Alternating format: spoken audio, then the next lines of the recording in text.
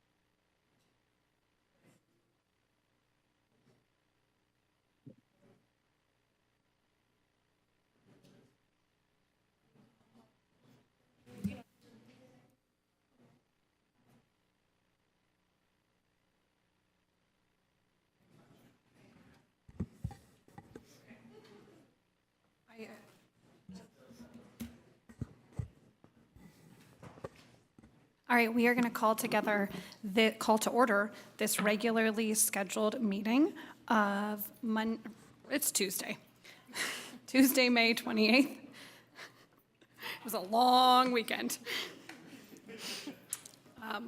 Okay, we will now do our roll call.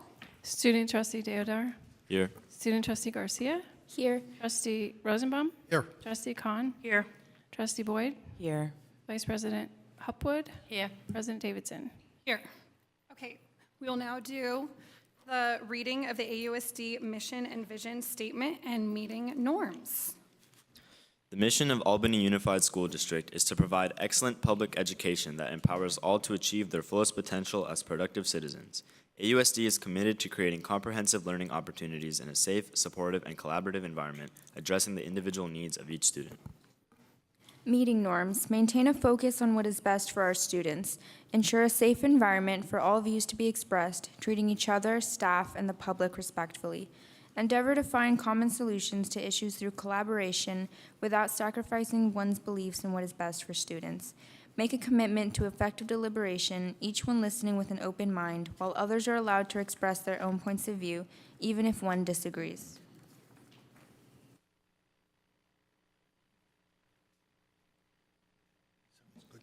All right, we will now say the Pledge of Allegiance. Please stand if you would like to join us.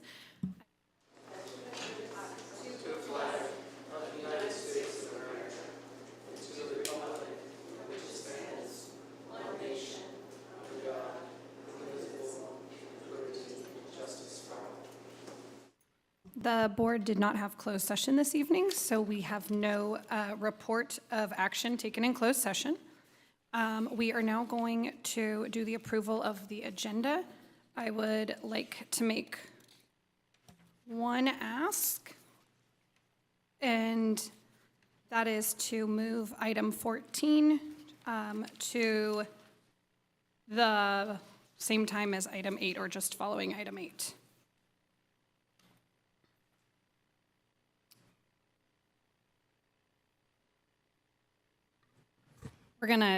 I'm asking, I guess I'll make a motion to approve the agenda with item 14 coming just after item 8 this evening and all the rest of the agenda. I'll second.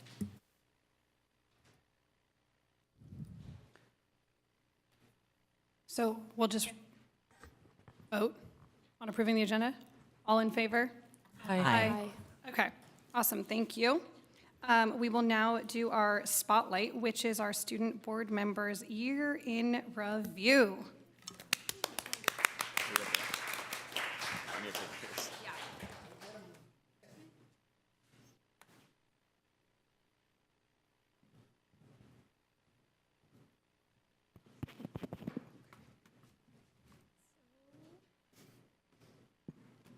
This is our year in review. The first thing we wanted to talk about was the Junior Student Advocacy Committee. We know we've been talking about that a lot this year in our report outs and everything, but we wanted to just give you a timeline on how everything happened and how we made sure it went through the way it should have.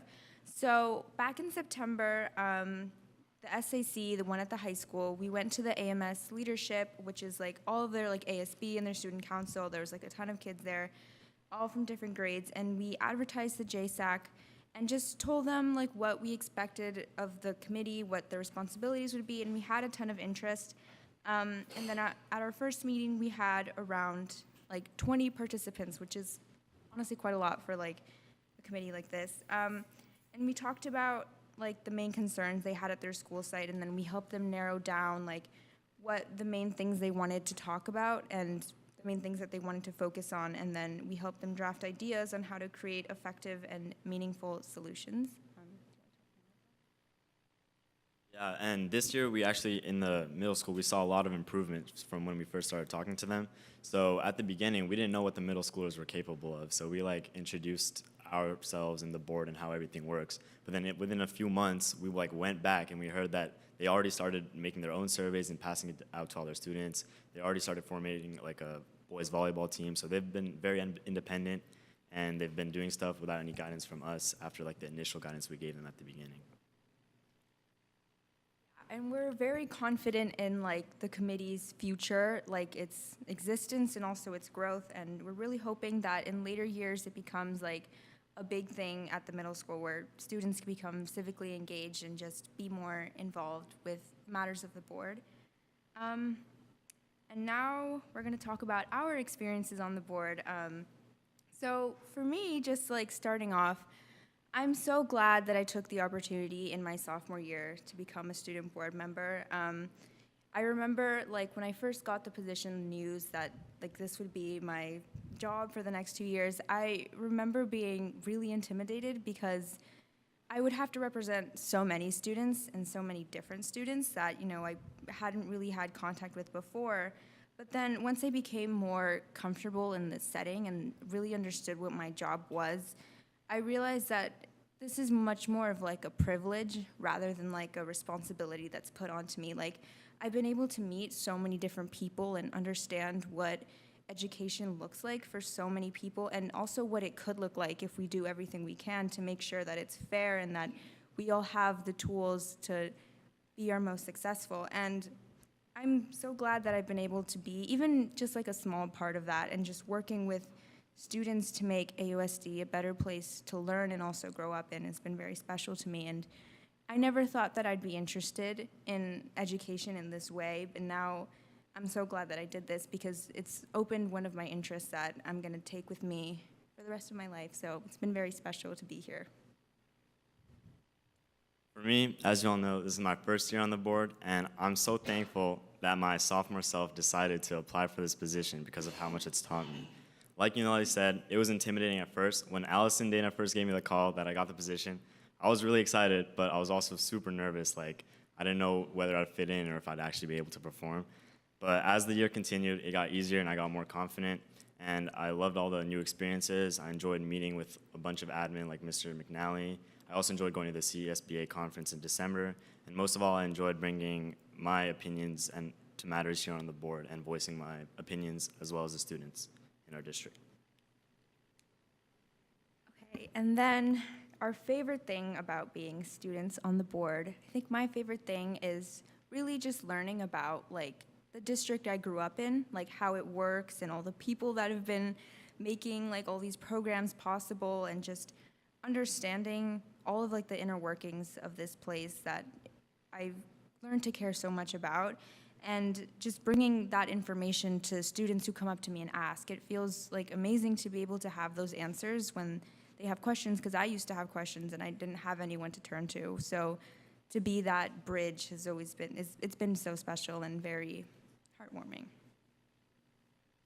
For me, my favorite part of being a student on the board was all the people I get to meet, all the great people here on the board, and also, like I said earlier, like all the admin, and definitely meeting new students too, whether it's like in committees like Student Advocacy Committee or even at the middle school at the JSAC. And also students do come up and ask questions, so I met them too. And I love like all the connections I made, and the community is really strong and accepting, so that's what I enjoyed. And then the most memorable thing that we worked on or discussed this year, Something that's stuck with me, like, for the rest of this year, I remember we had a JSEC meeting. We were talking about, like, racial discrimination on the campus, and it stuck with me because of how eloquent and how meaningful their contributions were to the discussion and how much they really cared about making this solution, or to make this issue, like, to fight it and to really just, like, make their school a better place for everyone. And because, you know, it's a complex and difficult thing to get through and to really deconstruct, but they really had a lot of meaningful input, and I'm really proud of, like, the students that we're fostering here, and I can't wait to see how they maneuver these things when they get older. For me, too, like Nelly said, the most memorable thing was probably working with JSAC. Like I said earlier, like, they've gone a long way, and I enjoyed meeting with them at the beginning of the year and see what ideas they brought. They had a lot of powerful ideas that we never even thought about at the high school. And it was exciting to see in like how they formulated those ideas and actually brought them to the middle school without like our help. And it was actually just really impressive to see how they took initiative. So that was definitely my favorite part. And what we would do differently, I think for me, is just be more persistent when asking for things and just requesting things, because it was, you know, difficult to get a hold of people. And, you know, as a student, I guess you're kind of just like pushed off to the side a little bit. But really how change happens is if you stay persistent and you stay annoying and you keep bothering people until they do what you're asking them to do. And yeah, that's something I would have done differently. One thing I would do differently, you know, I have another year, so I have time to improve. And something I would do differently is probably speaking out more on items on the agenda and being more confident. Sometimes I've wanted to speak out, but then I'm like, you know what, maybe I shouldn't. So next year, I think every time I get that thought in my head, I'll probably just speak out. Okay, and now for the big introduction, the new student board member.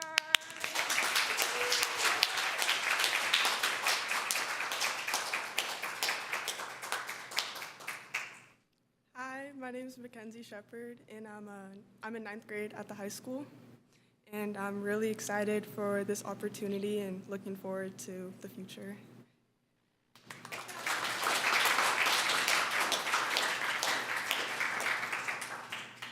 That's our year in review. Awesome. Will you guys stay up there? And Mackenzie, does this mean we got you on the board for 3 years? Yes. Wow, I think that's just so wonderful. It's really helpful to have that continuity, really helpful. All right, ready?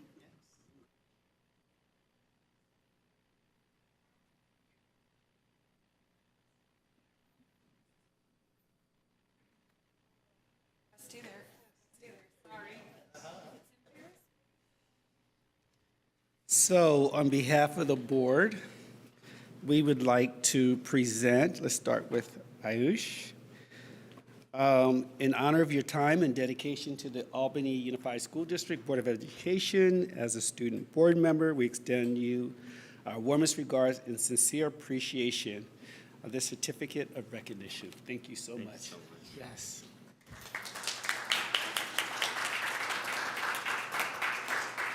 Yaneli Garcia, in honor of your time and dedication to the Albany Unified School District Board of Education, as a student board member, we extend to you our warmest regards and sincere appreciation, certificate of recognition. Thank you so much.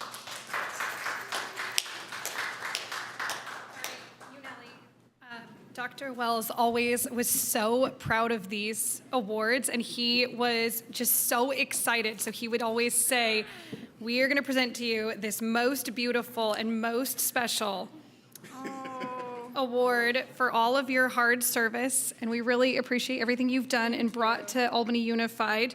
And so we have this for you. You can keep it. Really special. Put it up in your dorm room or wherever. I put it in my classroom, mine, and I was like, my students were so impressed to see it, and I got asked questions. In my so, dorm. yeah, I'll keep it in my yeah. dorm. Don't let anyone break it.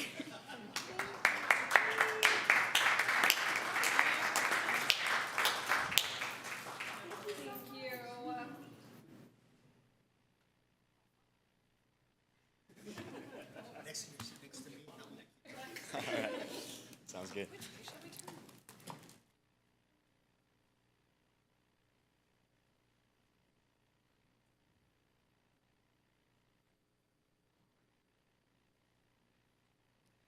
All right. We also have a resolution this evening proclaiming June as our LGBTQIA and Pride Month. Just a reminder that we recognize a different group every month. So this month, this is our group. And we can, I think we just vote. Yeah? It's,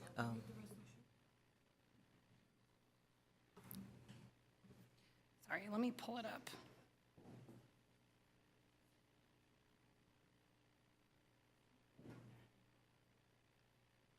Okay. Our resolution, there we go. Thank you. Sorry, I was running a little slow on my end. Honey, you're going to do this. Yes. Great. Hi, everyone. I am very proud to be presenting the LGBTQIA+ recognition resolution, and I'm also going to read a paragraph of the background information. The rights of all who identify as lesbian, gay, bisexual, transgender, queer, questioning, intersex, and asexual agender plus are human rights. The story of America's LGBTQIA+ community is the story of our parents and children, our friends and neighbors, and ourselves. It is a story about the struggle for dignity and fairness for all people, and it is the story of resilience in the face of that struggle, and of recognizing the beauty of the LGBTQIA+ community. Each June, we celebrate and commemorate the courageous individuals who have fought for equality for LGBTQIA+ people. And now I will read the resolution. Whereas the month of June is nationally recognized and celebrated as Lesbian, Gay, Bisexual, Transgender, and Queer Pride Month in commemoration of the June 1969 Stonewall Uprising in New York City, which marks the birth of the modern-day LGBTQ+ human rights movement. And whereas Albany Unified School District promotes diversity as one of its basic tenets and fosters diversity of staff and curriculum. And whereas AUSD policies require the protection of lesbian, gay, bisexual, transgender, queer, questioning, intersex, and asexual agender students and staff against harassment, physical violence, or the threat of such. And whereas the lack of awareness and understanding of issues facing LGBTQIA+ children and youth has contributed to a higher rate of isolation, depression, and suicidal ideations or attempts.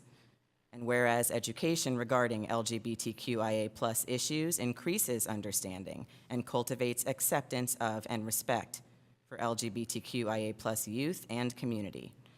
And whereas studies have shown that a positive school climate in which all LGBTQIA+ students are supported for being who they are is an important factor in decreasing the risk of suicide and depression among LGBTQIA+ students. And whereas AUSD recognizes that the most vulnerable members of the LGBTQIA+ community are the youth in TK through 12 schools, and that they need to feel a sense of belonging at every school site. And whereas the voices of LGBTQIA+ students need to be heard in the district. And whereas June provides us an opportunity for AUSD schools to honor the work of LGBTQIA+ people to achieve equal justice, equal opportunity, and equal rights, and celebrate the diversity of LGBTQIA+ members of our community. Therefore, be it resolved that the Albany Unified School District Governing Board of Education proclaims June as LGBTQIA+ Pride Month, encourages all district schools to observe this occasion with appropriate instructional activities, and will fly a rainbow flag at each school within AUSD throughout the month of June to signify support for our lesbian, gay, bisexual, transgender, queer, questioning, intersex, and agender, asexual plus community. Thank you. And we will now roll call a vote on our resolution. President Davidson, can we have a motion first? Sorry. I'll move to pass resolution number 2023-24-26. Oh, yes. I happily second.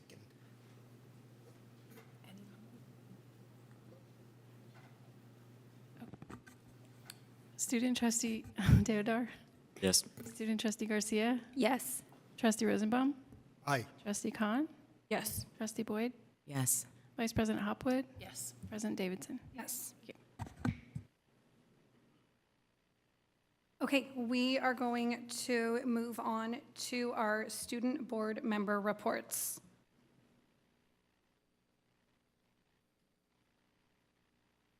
Okay.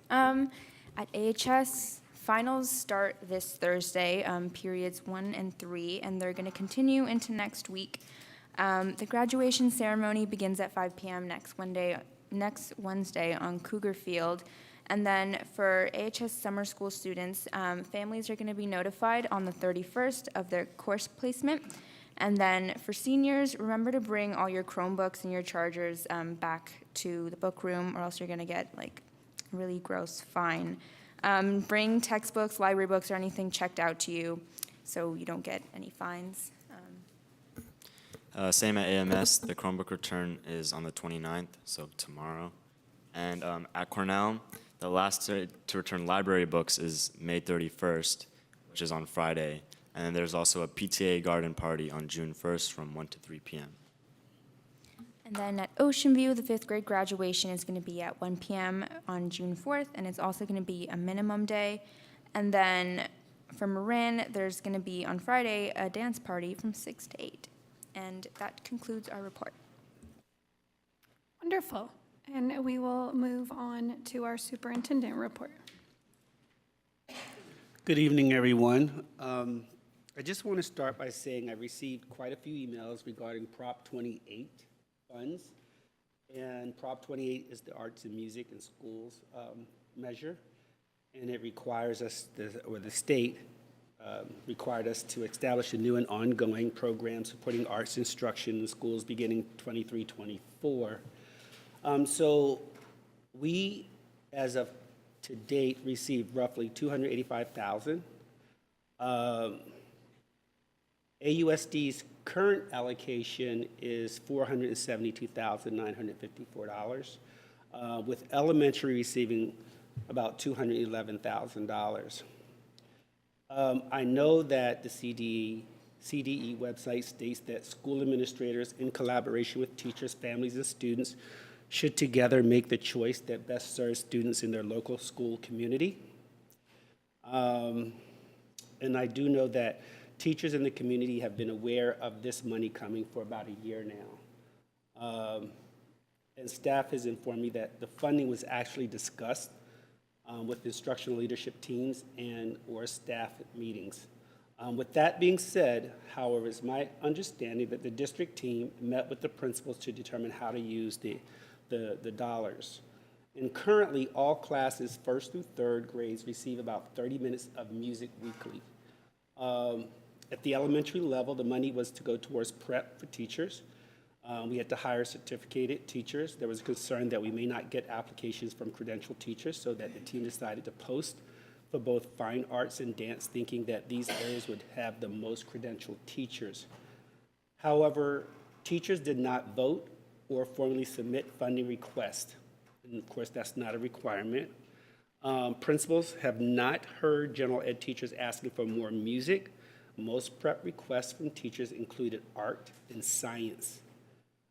It is my understanding that music teachers met with Dr. Wells some time ago as they requested, and he let them know he supported increasing music in the schools. However, that was not communicated to principals or district leaders that the money would go to music.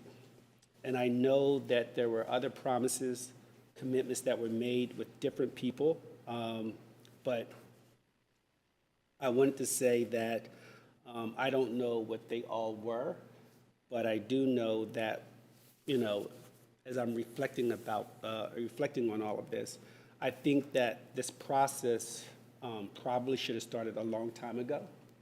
And we probably should have had a survey go out, or met with the student, school site councils in this decision. But we have to move forward because we're at the end of school. We have to find teachers so that we can start the new year. So I do want to note that as part as, in coming here, I noticed that we have to develop some better processes for how we do things here, and we are working on that so that we can better serve our community and our students and our families here. So I just want to put that out there, that we are working on improving all of that right now. On another note, we have been receiving emails regarding personnel issues, and I have to let you know that the board nor myself, we cannot discuss personnel matters with anyone. And finally, last day of school is Tuesday, June 4th. Please check your child's schedule. I know might be some times with early bird, late bird. I think everybody's on the same schedule for that last day of school, so I would definitely check with the school. And that's it for me. Thank you. All right, Vice President Hopwood. Well, they're all one agenda item, so I think we'll just zip down. Let's do that then. Okay. Okay. Right, my board report. So we had the last student achievement. No, you're fine. It's lucky I have it. Last student achievement committee meeting was on the 16th of May. We had a presentation from the formidable Will Kaysen about the student success space at the high school and about the young men and women of color advisory and mentorship program, which was really interesting. And then we had the senior walk for the first time, 22nd of May. That was when the graduating seniors came in all their regalia to the elementary schools that they had attended. About 36 or so kids went to each school site, and it was so fun and just very touching. And so hopefully that's something that we will continue in the future. And then I went to the one at Marin, so that was fun. And then the following day, 23rd, I went to the athletic and academic senior awards ceremonies at the high school, which was great, seeing kids honored for their achievements. And coming up, we have on the 31st, which I think is that this Friday? That's kind of quick. Okay. We have the Latin A graduation from 5 till 7:30 in the Little Theatre. And then next Monday, we have the Black student graduation at 5 in the Little Theatre. And then we have the last day of school, as Dr. Evans just said, on the 4th. And then on the 5th, it's the main graduation from 5 till 7:30 on Cougar Field. The committee's still looking for volunteers for cleanup in particular. If you can help, there's a Sign Up Genius form. If you would just email ahs-ptsa@ausdk12.org, they can send you a link to the sign-up sheet. And then final thing is just remember to vote for Profe, for Pam Lynn McAllister, Spanish teacher at the high school. She is a finalist for the NBC Sports All-Star Teacher Award. If you Google NBC Sports All-Star Teacher Award, you'll find the form to vote for her. You can vote daily, and it's worth $30,000 for the high school if she were to win this award, and voting closes on Friday. And that's everything from me. Thank you so much. Just one thing from me. I want to make sure people are aware that the Black and Latinx Student Promotion Celebration at Albany Middle School is happening on May 31st from 3:30 to 4:30 p.m.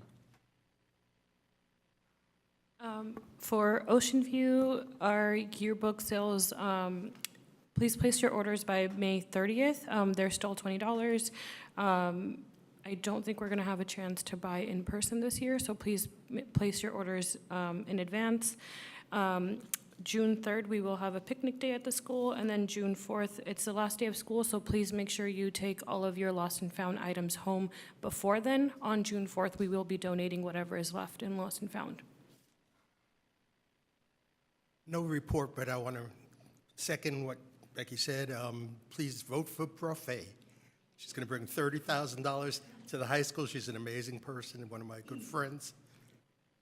Do that. Don't forget that there's a dance party at Marin this week. It looks really fun. Yeah, it's on their board out front, and I was like, it's on Friday. I want to go dance there. Okay.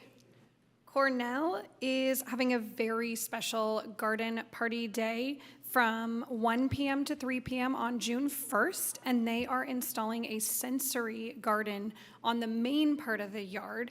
And so please come and help with that if you want to wheelbarrow things around or help put it all together. It's a really wonderful way to impact all of our students, and particularly those who could use a little more garden time. Again, we have our 5th grade promotion ceremony on June 4th at 12:30 p.m. I have been tasked with guarding the snacks. Don't try to eat them. Also, our Lost and Found is overflowing at Cornell, so please gather up your belongings. And I would like to say that the Camp Campbell school buses arrived safely this morning, and students are enjoying camp. I may get the chance to go check it out tomorrow when I have to drive my own son after his baseball game, so we'll see. But they seem to be off to a good start this year. Okay. I would just like to reiterate what our interim superintendent stated, which is that the board and the superintendent cannot discuss personnel matters in open session or really ever. So while we appreciate hearing about personnel-related concerns, we cannot respond nor do anything about those. And we will move on to our public comment for matters not on the agenda. Please. Just one comment. We can't discuss them anywhere, anytime, at Safeway, on the phone, in emails. It's against the law. It's against the Brown Act. We're sorry. We empathize, but it's not in the purview of a school board. Thank you. Appreciate it. All right. So we will move on for public comment. If you are here in person, please line up behind the podium. And if you are in our virtual audience, please raise your hand.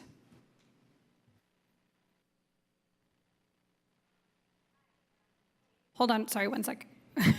Okay, great.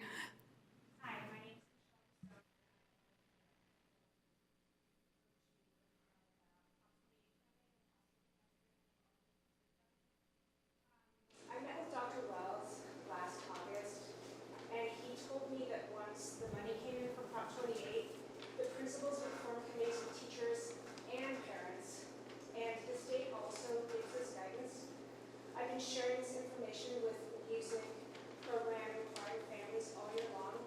Dr. Wells also told me that the district could not allocate this funding. It was up to the committees. I also wanted to add that AMF has been paying for 95% of the 2 music assistants' salaries at the elementary school level for the past 10 years. Michelle, one second, sorry. Is your microphone on if you press the push button in front of you? Can you hear it now? Yes. Should I start over? No. Okay, It's okay. Good, okay.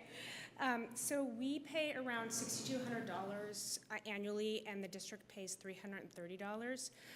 We've covered this emergency staffing with the verbal promise that when the district got more funding, we would be able to, they would be able to cover the costs. We really can't afford this cost, but the alternative is not having these roles, which is unfair to the teachers and the students. The district also promised, as you've heard in the past, to increase the minutes for K-3 elementary music when we receive more funding. So on behalf of our established, successful, and beloved music program and Albany Music Fund, I'm calling for transparency and fairness as we distribute the Proposition 28 money. Thank you.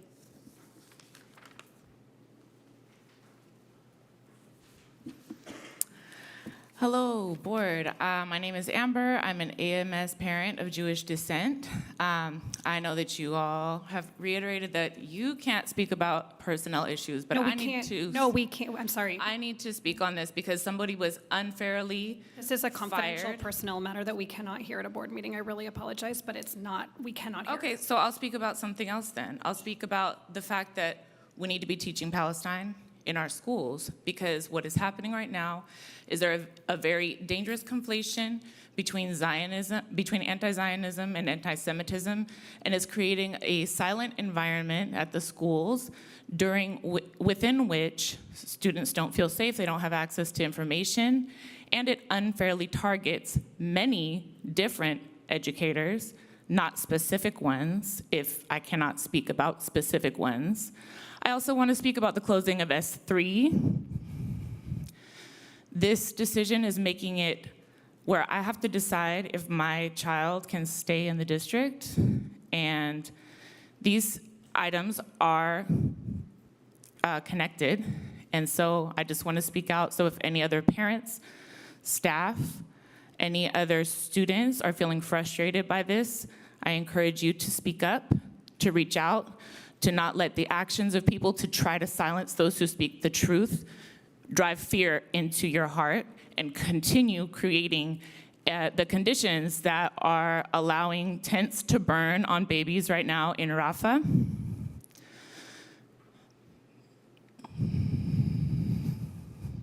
It's infuriating.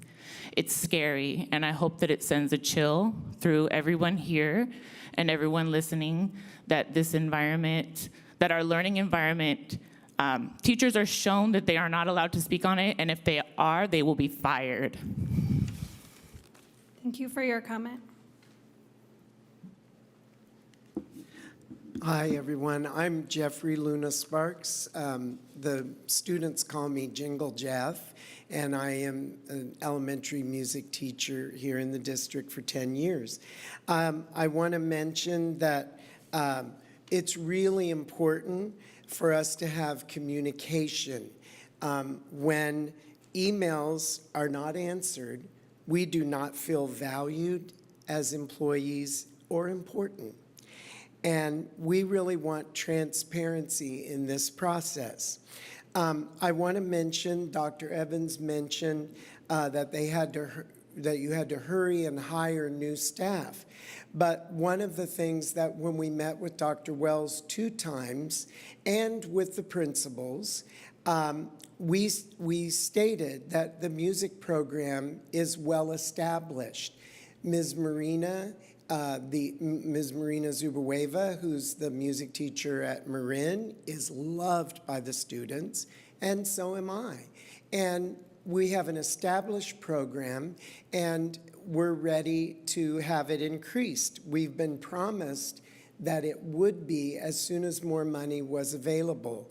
And I want to mention that we met with Dr. Wells on 2 occasions. I sent you in emails that we met on January 31st and also with staff, and also April 19th, 2023.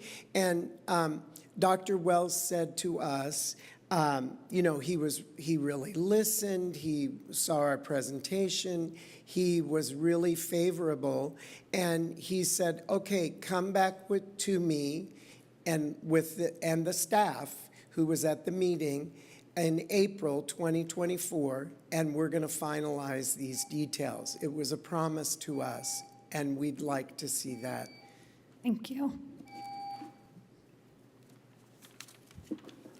Good evening. My name is Shannon Huffaker. I'm an AMS and AHS parent. I'd like to speak here tonight about Proposition 28, the Arts and Music in Schools Act. Tonight, I'd ask that the board and district leadership initiate a fair and transparent process to allocate AUSD's Prop 28 funds. The Board of Education says that funding decisions should be made in collaboration with teachers, families, and students, and AUSD has not done this. I know without a doubt that families were not engaged on the topic of Prop 28, and after speaking with teachers, it has become clear that despite Dr. Evans' statements to the contrary, teachers were not widely consulted. Neither ATA nor elementary school ILTs were involved in the elementary school allocations, for example. Instead, it appears these decisions have been made by a few people in the district office. Later on this agenda tonight, there's an item about extending our bonds to fund needed school construction. A community that doesn't trust the district leadership will not approve taxes and bonds to support our schools. Without an open and transparent process for Prop 28 funds, our community has no way of knowing that these designated funds aren't being used inappropriately to backfill budget holes or fund science in the prep time. This has happened in other districts and was recently reported in the LA Times. A lack of community trust will doom future requests for large-scale funding. AUSD's music programs have been vital for my children and for so many like them. The music teachers we have here work incredibly hard and make connections with students that are critical. I would like to see Prop 28 funds shared by multiple art modalities, including visual and other performing arts. However, it would be short-sighted and unfair to neglect to give funding from Prop 28 to music, as music is literally in the name of the act. Yet it appears elementary school music is left completely out of AUSD's Prop 28 funds. There are many ways to supplement the existing music programs at AUSD at the primary and secondary levels that comply with guidance. Excellent programs require financial support. We have an opportunity now to ensure Albany's legacy in music education grows for the future. Thanks. Thank you. Hi, good evening. My name's Catherine Manson-Mullen. I'm a parent of 2 students at Albany Middle School. I'm here in support of Jeff and Shannon and the Albany Arts programs, in particular the Albany Music Program, and the money and transparency for the Prop 28 music funding and arts funding. I think the school is recognized across California for its strength in the arts. And I think it would be a sad day if the program didn't retain its strength and retain its staff in this area of excellence. So many parents, such as myself, have been drawn to the school because of the wealth of incredible arts programming that our kids benefit from every day. I think it's not adequate to suggest that we wait for a survey until the next calendar year to take action on this measure. I think the time is now in order to maintain the excellence that makes us so excited to send our children to school every day. So I'd ask for new meetings to be adjourned to discuss the funding and the specific details of the use of Proposition 28 money, in particular for music and the theatre programs at Albany Unified School District. And I thank you all for your support and your continued work that you do for the district. Thank you. Thank you. Seeing no other public comment in person, we'll go to our, oh, okay.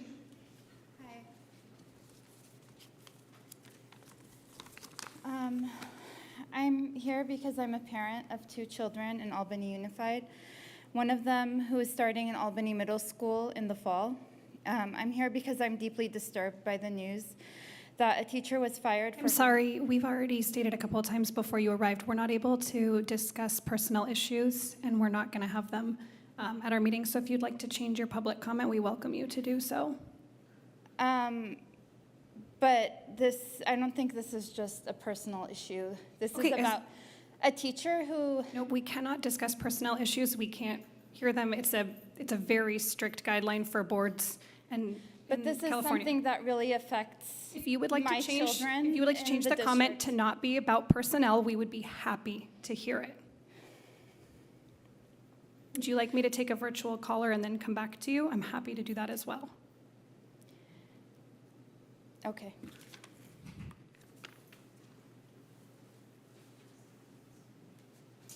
We'll go to our virtual comments first.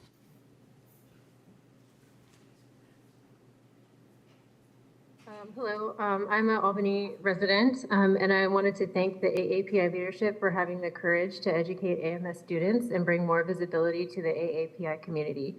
This is especially important to me as a Japanese American. My family has suffered at the hands of the US government in the name of self-defense, and when good people were silent and failed to stop to act a grave injustice. My grandfather and his family, who are American citizens, were forcibly displaced from their home and businesses in Petaluma and were sent out of state and incarcerated in an internment camp. My grandmother is a survivor of the Hiroshima atomic bomb, where she lost her sister due to burn injuries from the bomb and later lost her father due to radiation. These acts of violence were initially presented as necessary for protection or to end the war, but now we know that those were lies. And I remember my grandmother coming to speak at my elementary school, and I've seen her speak in front of college classes about her experience. She always hated doing it, but she thought it was necessary for the next generation to understand what had happened because she believed an educated population would not allow it to happen again. What is the point of learning about history if we don't learn from our mistakes? So I'm very proud and thankful to any student and teacher who's brave enough to speak out against the injustices we're currently seeing. And we must allow our students to receive a complete education, and we should not punish any teachers for providing that. Thank you. Thank you.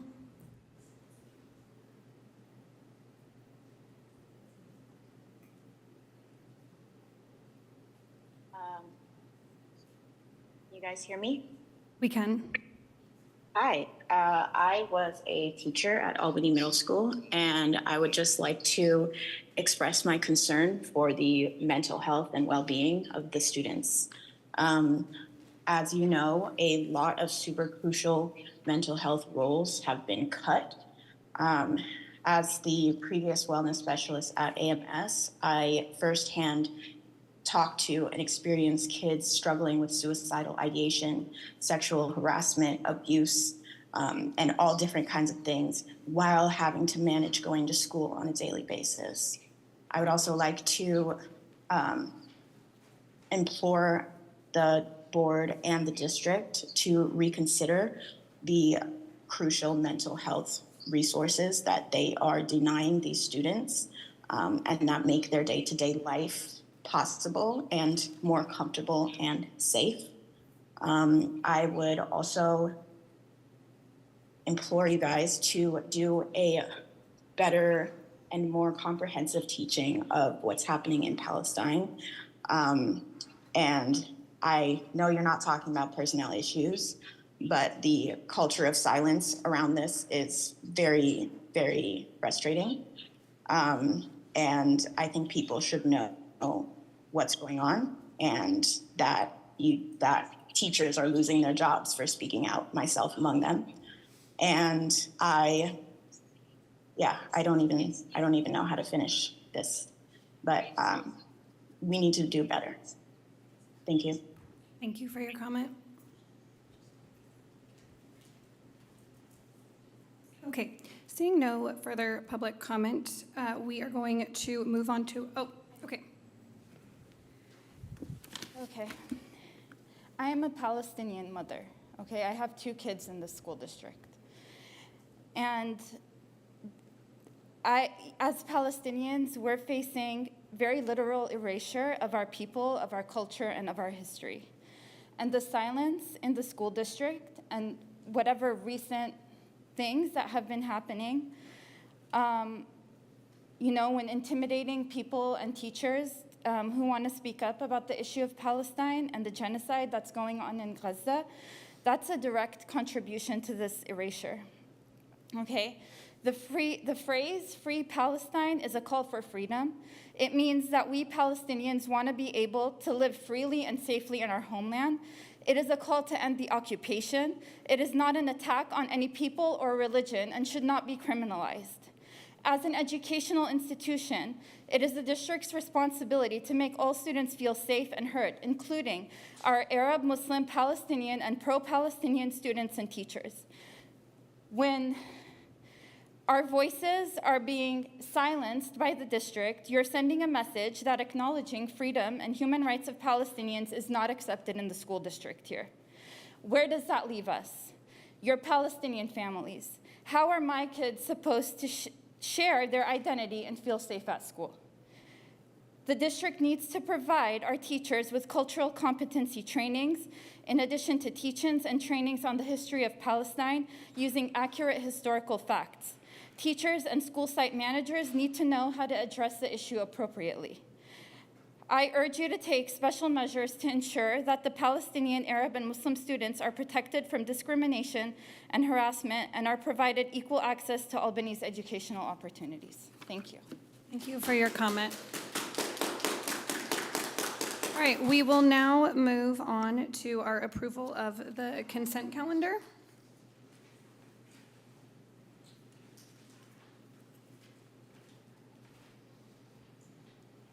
Move the consent calendar as presented. Oh, sorry. I was just going to ask to pull 10J on the consent calendar.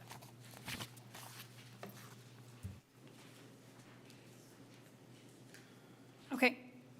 Do we want to do a motion other than 10J, and we'll just approve everything else, and then we can talk about 10J and approve that separately? I'll make the motion to do so. Second. All right, we'll do it that way. Okay. All in favor of the consent calendar passing without item 10J? Aye. Aye. Okay. Go ahead. So the board meeting, schedule of regular meetings is available as an attachment on the agenda. There are a couple of dates that I have a conflict with. I'm not sure whether anyone else has any dates that don't work for them. I have a conflict also. So mine were the 6th of August and the 22nd of October.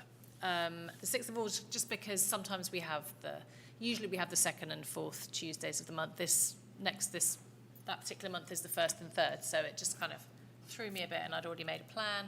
And then October the 22nd. I'm not expecting any special, changing around, but does anybody else have any? I have a conflict on this, on the 6th as well, because I didn't assume we were coming back that early. And I'm going to be on an airplane coming home from Philadelphia, as the meeting would happen. And as, I was going to bring the same thing up, but there are certain things that might be on the agenda that I really would want to address. I'm hoping that we can move at least that meeting, and maybe the other one as well, just move everything back.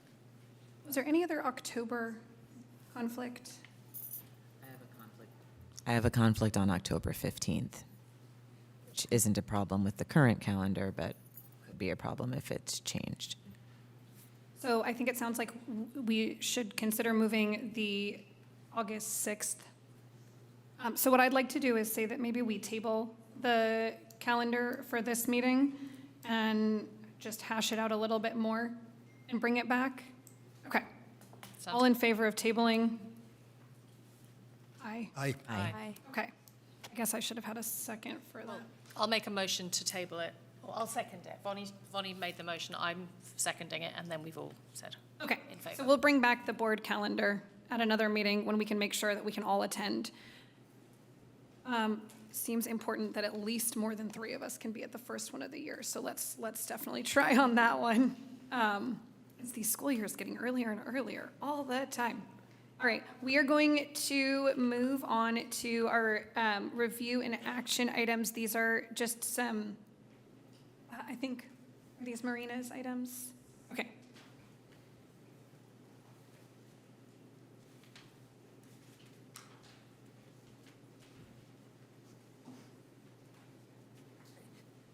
Good evening. So these next 3 items, 11A, 11B, and 11C, are meant to address the 3% salary increases for our employees. We had previously approved a 3% salary increase for the Albany Teachers Association, and these are sort of the Me Too's for those. So the first one is 11A is a memorandum of understanding between the district and CSEA. And this is for a salary increase for next year. I meant to say that. Okay, any questions on item 11A? Any public comment on 11A? There's one hand raised in our virtual audience, and I don't know if you wanted to speak again, Tammy, or not. I'm going to allow you to talk so you can let us know. Did you want to speak on the approval of our ratification of the memorandum of understanding?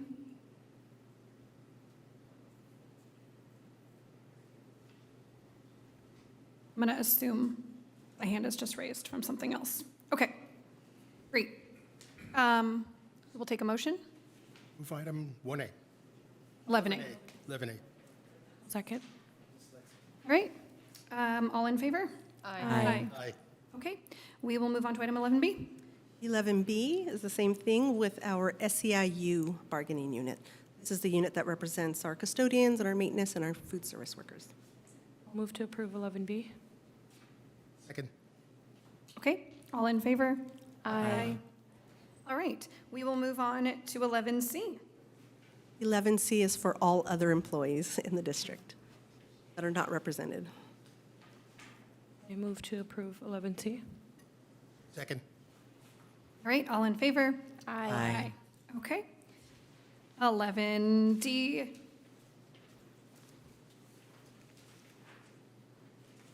All right, so this item is to approve the 2025-26 school year calendar. Right, it seems far out, but we are required to approve it like 2 years ahead of time.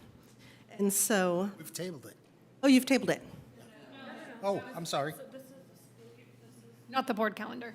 Oh, right. Mm-hmm. Sorry. So, yeah, too many calendars. My brain is gone. So, so the process for this, which some of us, I think, in the room remember that we did sort of an overhaul of the calendar a few years back, several years back now, where we moved the semester end date to be before the December break, so that students could have their finals and then just have a break from school. So that was sort of the biggest change. But what that meant is that we are starting earlier and earlier, as you mentioned, President Davidson. Specific for this calendar, a few years back, we had moved the professional development days outside of the school year. Those are back in, and we really have an interest in keeping those in the school year. Also, we have historically had a staff development day on Indigenous Peoples Day so that our students could observe Indigenous Peoples Day, but our staff weren't able to. And so what we've done is we've moved the staff development day up into September, and then we are going to have a non-student, non-staff day on Indigenous Peoples Day. Another thing to note is that for that year, Veterans Day falls on a Tuesday, which means Monday is like a low attendance day. And so maybe to counter that, we plugged a non-student, non-staff day there. So folks will have a 4-day weekend. And I think those are the only notable things in this particular calendar. And so what happens is we meet with our labor partners, one of which is the Albany Teachers Association. They take a couple of proposals to their members vote on that, and this is the one that came out as the overwhelming preference for that bargaining unit. Okay, any questions on the 25-26 calendar? I know we had a survey that went out to parents. Did we have that response in here as well? Or? Oh, I just mentioned that it was overwhelmingly in favor of this one as well. Oh, okay. When we do that, we like present 3 options and basically. Two or three. Sometimes yeah, and so the main difference is like when we start school versus when we end school, much. Okay. Any public comment on the 25-26 calendar? All right, we'll take a motion. I'll move to approve the 25-26 school calendar. Second. Okay, all in favor? Aye. Aye. All righty, we will move on to our item 11E. This is contract negotiations with Jua Capital Solar Power.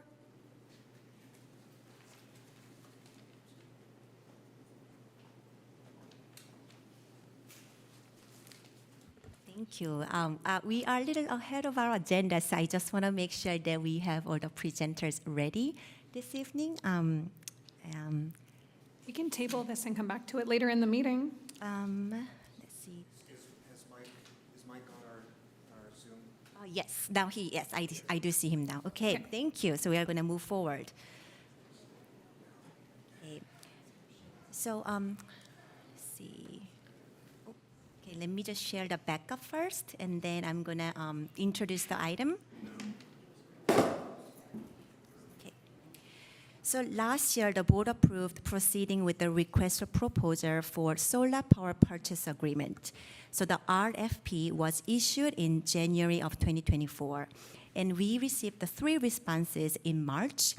And Jua Capital LLC has been identified as a contractor which will provide the best value to the district. So at this time, we are not asking the board to approve any agreement. We are asking the board to give the district authority to negotiate the contract with Jua Capital. So I'm turning this over to our Director of Maintenance and Operations, Scott Jeffy. Thank you, CPO Kim. We have Mike Borger with Sage NV5 with us tonight. That's the company that's been working with us for a couple of years to analyze and research the feasibility of a solar system for the schools. As CBO Kim just mentioned, of the three responses we got to our RFP, one of them was not complete, so it wasn't considered. The other 2 were very close in terms of rating about past projects and school projects, except one was a lot more expensive than the other. Now, in order to proceed, we started to negotiate or ask some questions of JUA that would clarify meeting some of our requirements. And we're still in those conversations, but we do think that they are the best vendor to move forward with. And that, I think, Mike will fill you in on the details of both their financial and their production proposals. So, Mike, are you with us? I am with you. I am unable to share my video, so if that's desired, I think there's someone needs to permit that if you'd like me to. But that's okay if you don't want to see my smiling face. All right. Okay. Scott, thank you. I appreciate the introduction. As Scott said, we've been working on this for some time together with the goal of offsetting as much of our on-site energy consumption as possible. And we've conducted initial feasibility investigation and then subsequent RFP process to determine who the best bidder contractor would be for the district. At this point, we have a better understanding of what is a buildable, contractable project that meets our requirements and have identified who that contractor is we'd like to move forward with. So we can move through the slides. Thank you. So we'll discuss the feasibility findings just to give a little context. Based on the bidders, we now have updated financials based on the winning bidder. So, we do feasibility findings and then we update them on actuals. And then how the solar layouts have changed from original conception to what is being proposed by the prospective awardee. And then finally, next steps. We can move on. So not that you need to look at all the numbers on this chart, but it's just an illustration of all the different meters at the different schools that we considered and how we would offset them to offset as much of the energy consumed by the district as possible with prospective solar projects. We also, during the course of this project, upgrades were taken at several of the schools, some such as Marin with full build out, and others smaller projects with energy efficiency measures. So those were incorporated into this process to try to right size the PV systems for each of the sites. We can move on. Yep, thank you. So ultimately, we ended up with our feasibility findings with, depending upon the site, around 80 to 100% offset as our target. And then corresponding price offset, because it's not one-to-one, of about 50 to 90% savings. We can move to the next slide. So the quick summary there is 6 sites, 1.26 megawatts. That's kind of the typical solar verbiage, with an estimated PPA price of 28 cents a kilowatt hour, with a 0% escalator. So the price, 28 cents, will not escalate over the 25-year term. And when you consider the net present value, the NPV, we'd be looking at a net present value of about $1.7 million. So that positive savings to the district over the term. So looks like a good project. You guys gave us approval to proceed. I'm going to touch on a couple of key features that make this project work and findings that have been asked about several times, just to share this with you. One of the things that really makes this work is the NEM program with PG&E. This is the program that allows us to connect the solar. This program is in its tail end. You can no longer apply to be in this program, and it is sunsetting. So the application period ended in April of 2023, and the projects must be completed by April of 2026. So that is the deadline that we're up against from a construction schedule to make sure we achieve the savings that we're projecting. And sometimes the new program is called NEM 3, Net Billing Tariff is the official name, but people tend to think of it as NEM 3. So if you hear any talk about that, we are making sure we're getting on NEM 2 to optimize our savings. The other topic that's really big, both in kind of the utilities at large and in home solar is batteries, battery energy storage system, or BESS. We did evaluate this. This is particularly more attractive when you're on net billing tariff or NEM 3. But we did investigate this as an option for both the NEM 2 sites, and we'll talk about the one site that ended up on NEM 3. And we did not find this to provide any additional or substantial savings that exceeded the cost of the battery, so no net savings. This could be considered again in the future for resiliency, but that was not the objective of the project. We ran the procurement under Government Code 4217. This allows a looser, more flexible procurement process that lets the school award on best value rather than on just lowest qualified price. This government code also gives flexibility in contract negotiation, which would, in other conditions, might result in a protest. And this allows us to avoid that protest risk and kind of streamline the contracting. This is really important given our deadline of April 14th, 2026 to retain the NEM 2 program. And then finally, note on that previous slide, during the procurement process, as Scott mentioned, two of the bidders offered, well thought out technical proposals, one with leading pricing, but the savings weren't quite there yet. So we did go through an optimization process with the prospective awardee, Jua Capital, to increase the savings to the district. And that was by changing the designs a little bit.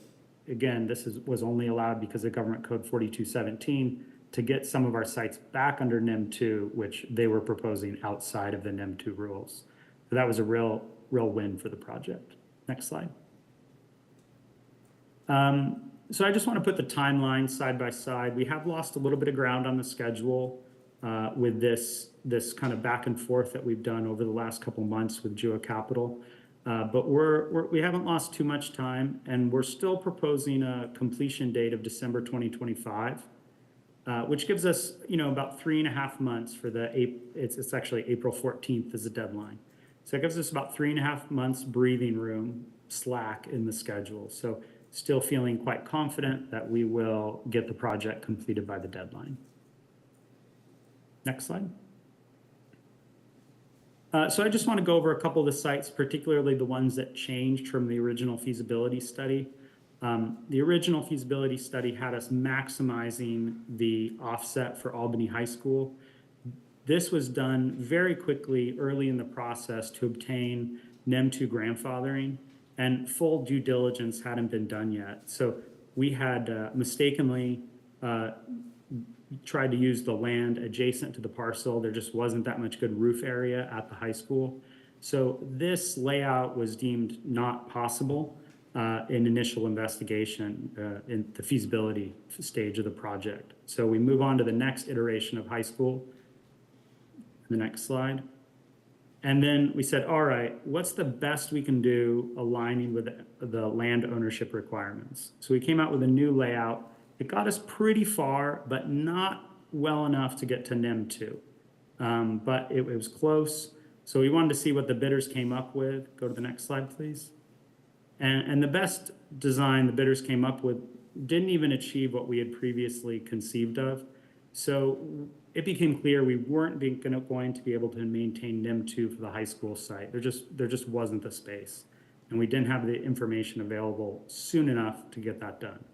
So the new proposed system is much smaller, and this is now optimized for the net billing tariff, which is lower offset. So we're around 40% offset now. So this is the system we propose to go to contract with Jua Capital. They're on board with this. They've updated their proposal to align with this, and this is really the best value for the district at this time. Next slide, please. One of the other sites, this is a simpler matter. We didn't quite make enough available area. We were going for maximum offset at the middle school. And as you can see, it's just a simple canopy along the back parking. Next slide, please. And Jua Capital came in and they needed a little more space. It wasn't a big change, but in order to hit the NEM 2 target, we need a little more space. So we're proposing one tree to be removed at the end of that line in order to achieve the offset. And this really improves the savings over the life of the project. So that's our recommended path forward there. Next slide. And then Marin Elementary School, this is the other site that changed substantially from the original conception of the project. The original conception was based on the architect's plans and drawings, because the building wasn't even built yet at the time. And it was laid out this way, with a flush mount system covering the majority of the available roof on the new buildings. Next slide, please. The contractor, Jua Capital, that is the prospective winner, didn't think we could hit quite the density we were hoping for due to some of the clearances with roof drains and equipment access. And in order to hit the goal, we are going to need an additional canopy over the playground for I believe it's the TK and kindergarten playground. I might have that wrong, but it is for the younger children. And that way we'll get a shade benefit on that playground and still retain the NIM2 interconnection program, which really drives the savings here, as I've said many, many times. Now, Jua Capital has committed to us, and they're actively working on finding a higher density module to see if we can push everything back on the roof, because that would save money and improve the savings of the project, as well as reduce the complication with Department of State architect on the permitting of an array over a playground area. So that is our recommended path forward there. Okay, so, and there were other sites, but those were as conceived of in the original feasibility. So I'm not giving too many updates and moving through the time. You don't need to look at all these numbers. I try to just highlight, the red and black so it jumps out at you. So I just really want to highlight here that the baseline proposal, this project was not a go financially, right? We were on a nominal lifetime savings, we were $2.5 million in the hole. Working with Jua Capital to tweak the proposals as we just went over, we're able to save almost $2 million. So now we're still $680,000 in the hole based on our original feasibility. But as you guys, I'm sure, aware, as people who live in PG&E's service territory, utility rates have gone up a lot in the last year since we did the feasibility. So we updated the financial savings based on those new tariffs and new rates. And what we find is that's another $2.5 million. Oh, same slide, please. Can I just, sorry, Scott. Sure. We only had 15 minutes for this agenda item, and I think we're kind of coming up on time. Yep. I think we've all had the chance to kind of review this. Okay. Yep. So that brings us up to $2 million positive. And then given the complication of the child care center, we propose removing that site because it is likely, after discussions with Scott, that we would add a building at that site. And adding a canopy there would just add complication to a site that is not fully matured from a planning standpoint. So we recommend removing that, and that takes us to $2.1 million. That gives us the go-ahead to go to contract under Government Code 4217. You have to have a positive savings over the life. Next slide. And then just because there may be a CPA or a financially savvy person in the room, I just want to assure you we also consider net present value, not just nominal savings. We're still looking at a positive $1.3 million over the term of the project. Next slide.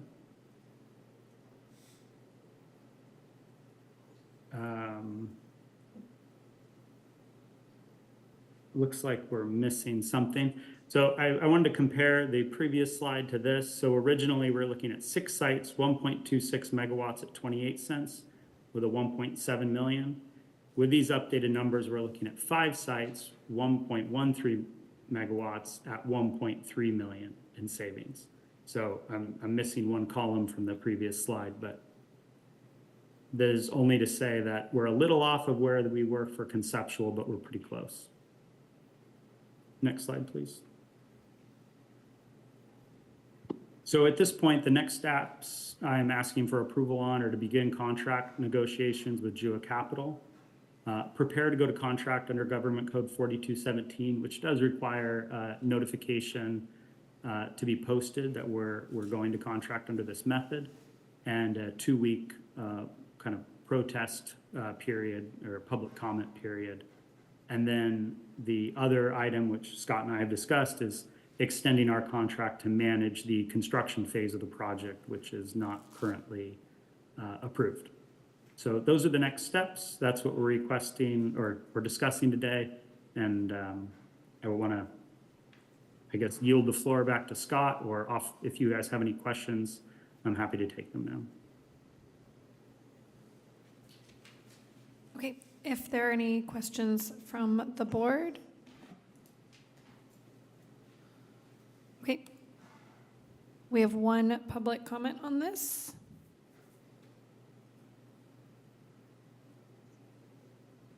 Hello. Hello. Hi, members of the board and public. This is Nicholas Medeiros. I'm calling primarily because the attachments that were reviewed tonight were not available to the public on the posted documents. So I'm requesting that this item be tabled until the next meeting after the public has sufficient time to review the project. Can I just, hold on, can I just pause you there so we can see if we can get clarification on that? I think, was it everyone on the board able to access the documents? I downloaded them a week ago. We have an addendum at the beginning, at the top of the agenda in red, which tells you how to access the items. That it's been a bit glitchy, but they were accessible, and there are instructions there about how to do it. If you look at the very top of the agenda. I took mine from the public announcement. Yeah, so the way that we have our agendas online kind of dictate, like the company that we go through dictates how we can access them. So it's not something that AUSD can adjust to go back to like have the view details. So to offset that, we put in red at the top of the agenda, the please note to access attachments for the items listed on the agenda, please scroll over and click on the agenda title of any given item. A drop-down list of attachments will appear if there are any, then click on the I to open the attachment or the arrow to download. Were you able to do that? I can go back and do that. What comes up when I click is this attachment is no longer available. So that's what comes up when I click on. That's if you click on the view, that will come up if you click on the view details. If you click on the actual, like right on top of where it says 11E on the words of it, it'll drop down. Yep, it's really challenging. Could I have a minute and a half back on the timer? Yep, absolutely. Give us 1 second. Julie, if we can, put a minute and a half back so he can finish his public comment. So when Ocean View Elementary started, we were promised a net zero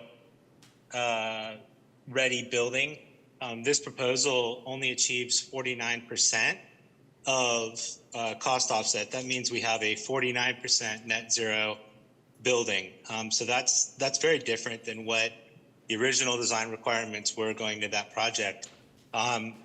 We spent a lot of time and money to get applications in so that our high school and Children's Center would be eligible for NEM 2.0. It's a 25-year ability to sell power back onto the grid.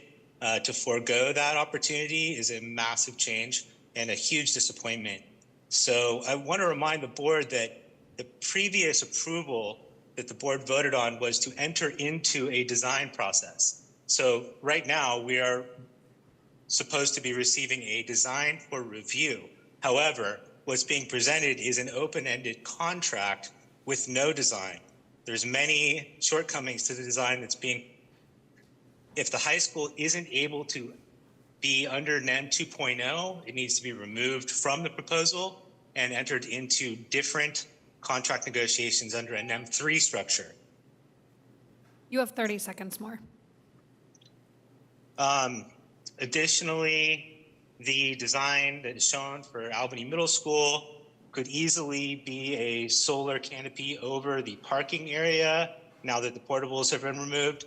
Instead, the design we see is directly on top of El Cerrito Creek and would require the removal of 2 heritage oak trees, which I do not think is in compliance with any city ordinances. And I expect the school would place better priority on our heritage oak trees in this instance and at least explore alternative designs in that case. Thank you for your comment.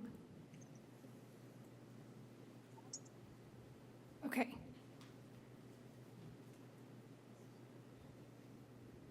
All right. If the board is ready to ask any further questions or make a motion, this is the time. Yeah. I did just have one comment or concern in listening to the presentation, which was about the removal of the tree that was noted at the Albany Middle School site. I don't know what consideration has gone into that and what the ramifications of that would be, but I just kind of wanted to pause and not have that be like a kind of just said thing without any response to it at all, because that seems like something we would like to try to avoid if at all possible. Thanks.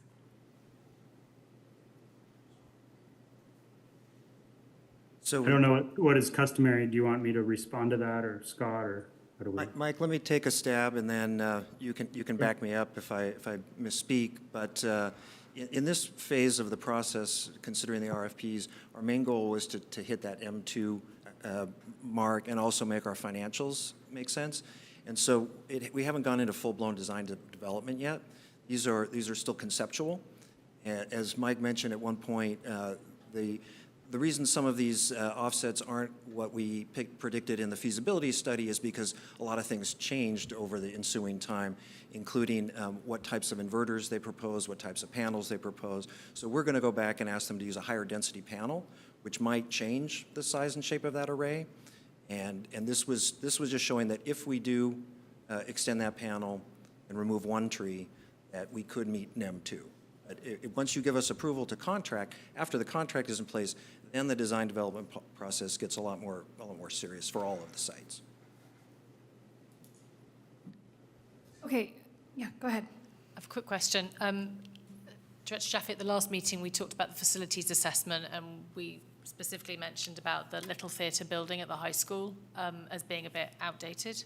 And this is not necessarily something that's coming up in the near future, but I can see that there are panels in the redesign diagram on that building. If we were in the future to be making any modifications, are these things that we can repurpose if we were to go ahead? I know we have we're time sensitive about these projects for solar panels, but can we reuse them if we were to make major changes at any site? That would be an option. There would be a couple options, and that would be one. Either option would be expensive. So yes, I think knowing, or at least having a sense of the plans at that site before we commit would be advantageous financially. Great, thank you. Yeah, I'll go a step further, Scott, if it's okay. As part of the stakeholder engagement at the 30% design review, the contractor will be held accountable for working with those stakeholders to make sure there's no long-range plans, that any of the proposed locations are a bad idea. And at that stage, and I've already discussed this with Geo Capital, relocating them to some of the other available rooftops would have no or negligible cost impacts. It was just the difference of a 200-foot electrical run or a 100-foot electrical run. So that would be great feedback to incorporate into that 30% design review. Thank you. Mm-hmm. So sorry, kind of a follow-up to my original comment. So perhaps the discussion of feedback kind of gets at this, but is there a stage at which the board actually gets the design that is what is proposed and then approves that, or is this the last time that the board would be commenting on this? I believe the next move would be to approve the contract after we negotiate, and then after design development, we would be working with DSA for their approvals, and I think the board would want to have input at that point. My strong recommendation would be at the 30% design review, which handles the physical location of the equipment as opposed to detailed electrical design, that if any alterations or relocations are going to be conceived of, it is in that schedule. And that way the engineers don't waste their time or budget designing something for the wrong spot. So we'd be happy to discuss the oak tree location, The three structures at Oakview Middle School are, at the middle school, are independent, and they could be relocated if there's another preferred location. Thank you. You're welcome. Okay, so just to clarify, we are just approving negotiating the contract. This whole thing is not going to cost us any more money out of the district's pocket, and nothing is finalized until we see it again. That's correct. Okay. But if we continue to do so, I think there is about $300,000 estimated soft cost that we are anticipating. So we will have to do that? Once we approve the project and we move forward with the project, it's a PPA project, so that all of the equipment is owned by Jua Capital, and then they sell us the kilowatts. But in order to build this, there would be soft costs that the district would be responsible for, such as legal fees, inspections, ESA fees, things like that. And we estimate that to be around $300,000. We'll probably have a tighter number once we negotiate the contract. That comes at the next step, after we approve the contract. Yes, and I've actually, when I come back to you folks in a little while and we talk about the grant money allocations, I've included that in there just so we don't miss it. So the thought right now is that we would use some of that facilities grant for solar panels, or the soft costs associated with solar panels. Yes, that'll be part of my proposal.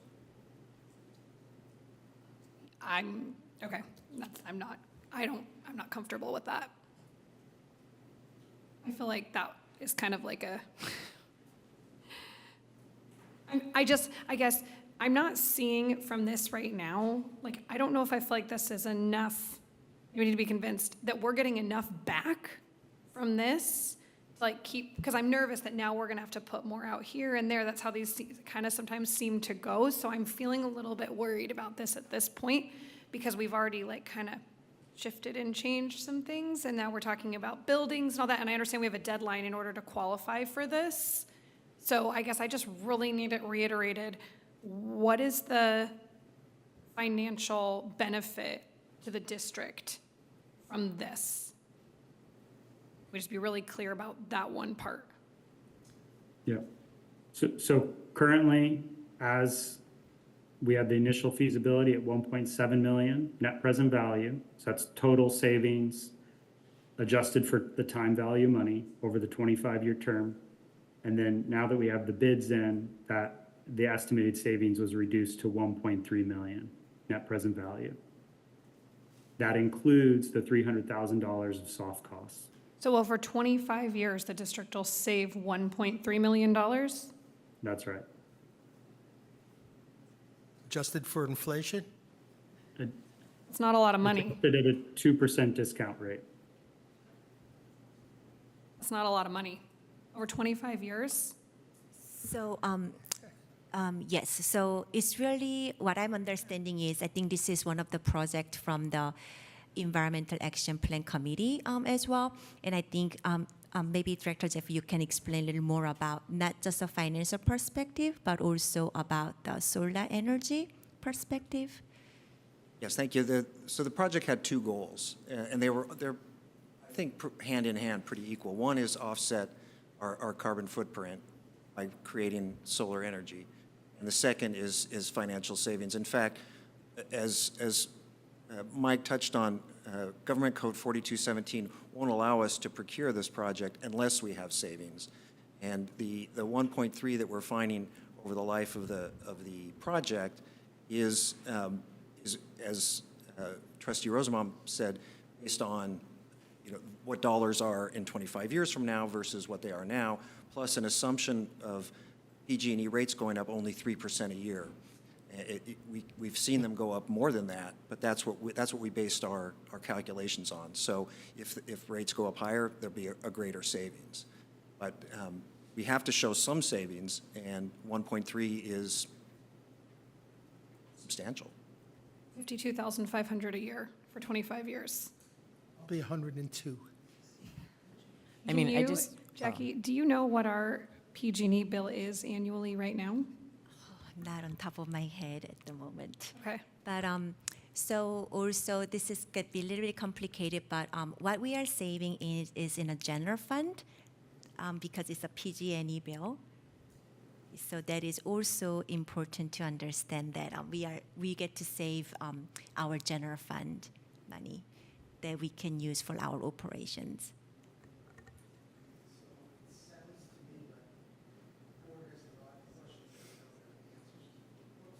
The board has a lot of questions we don't have answers to.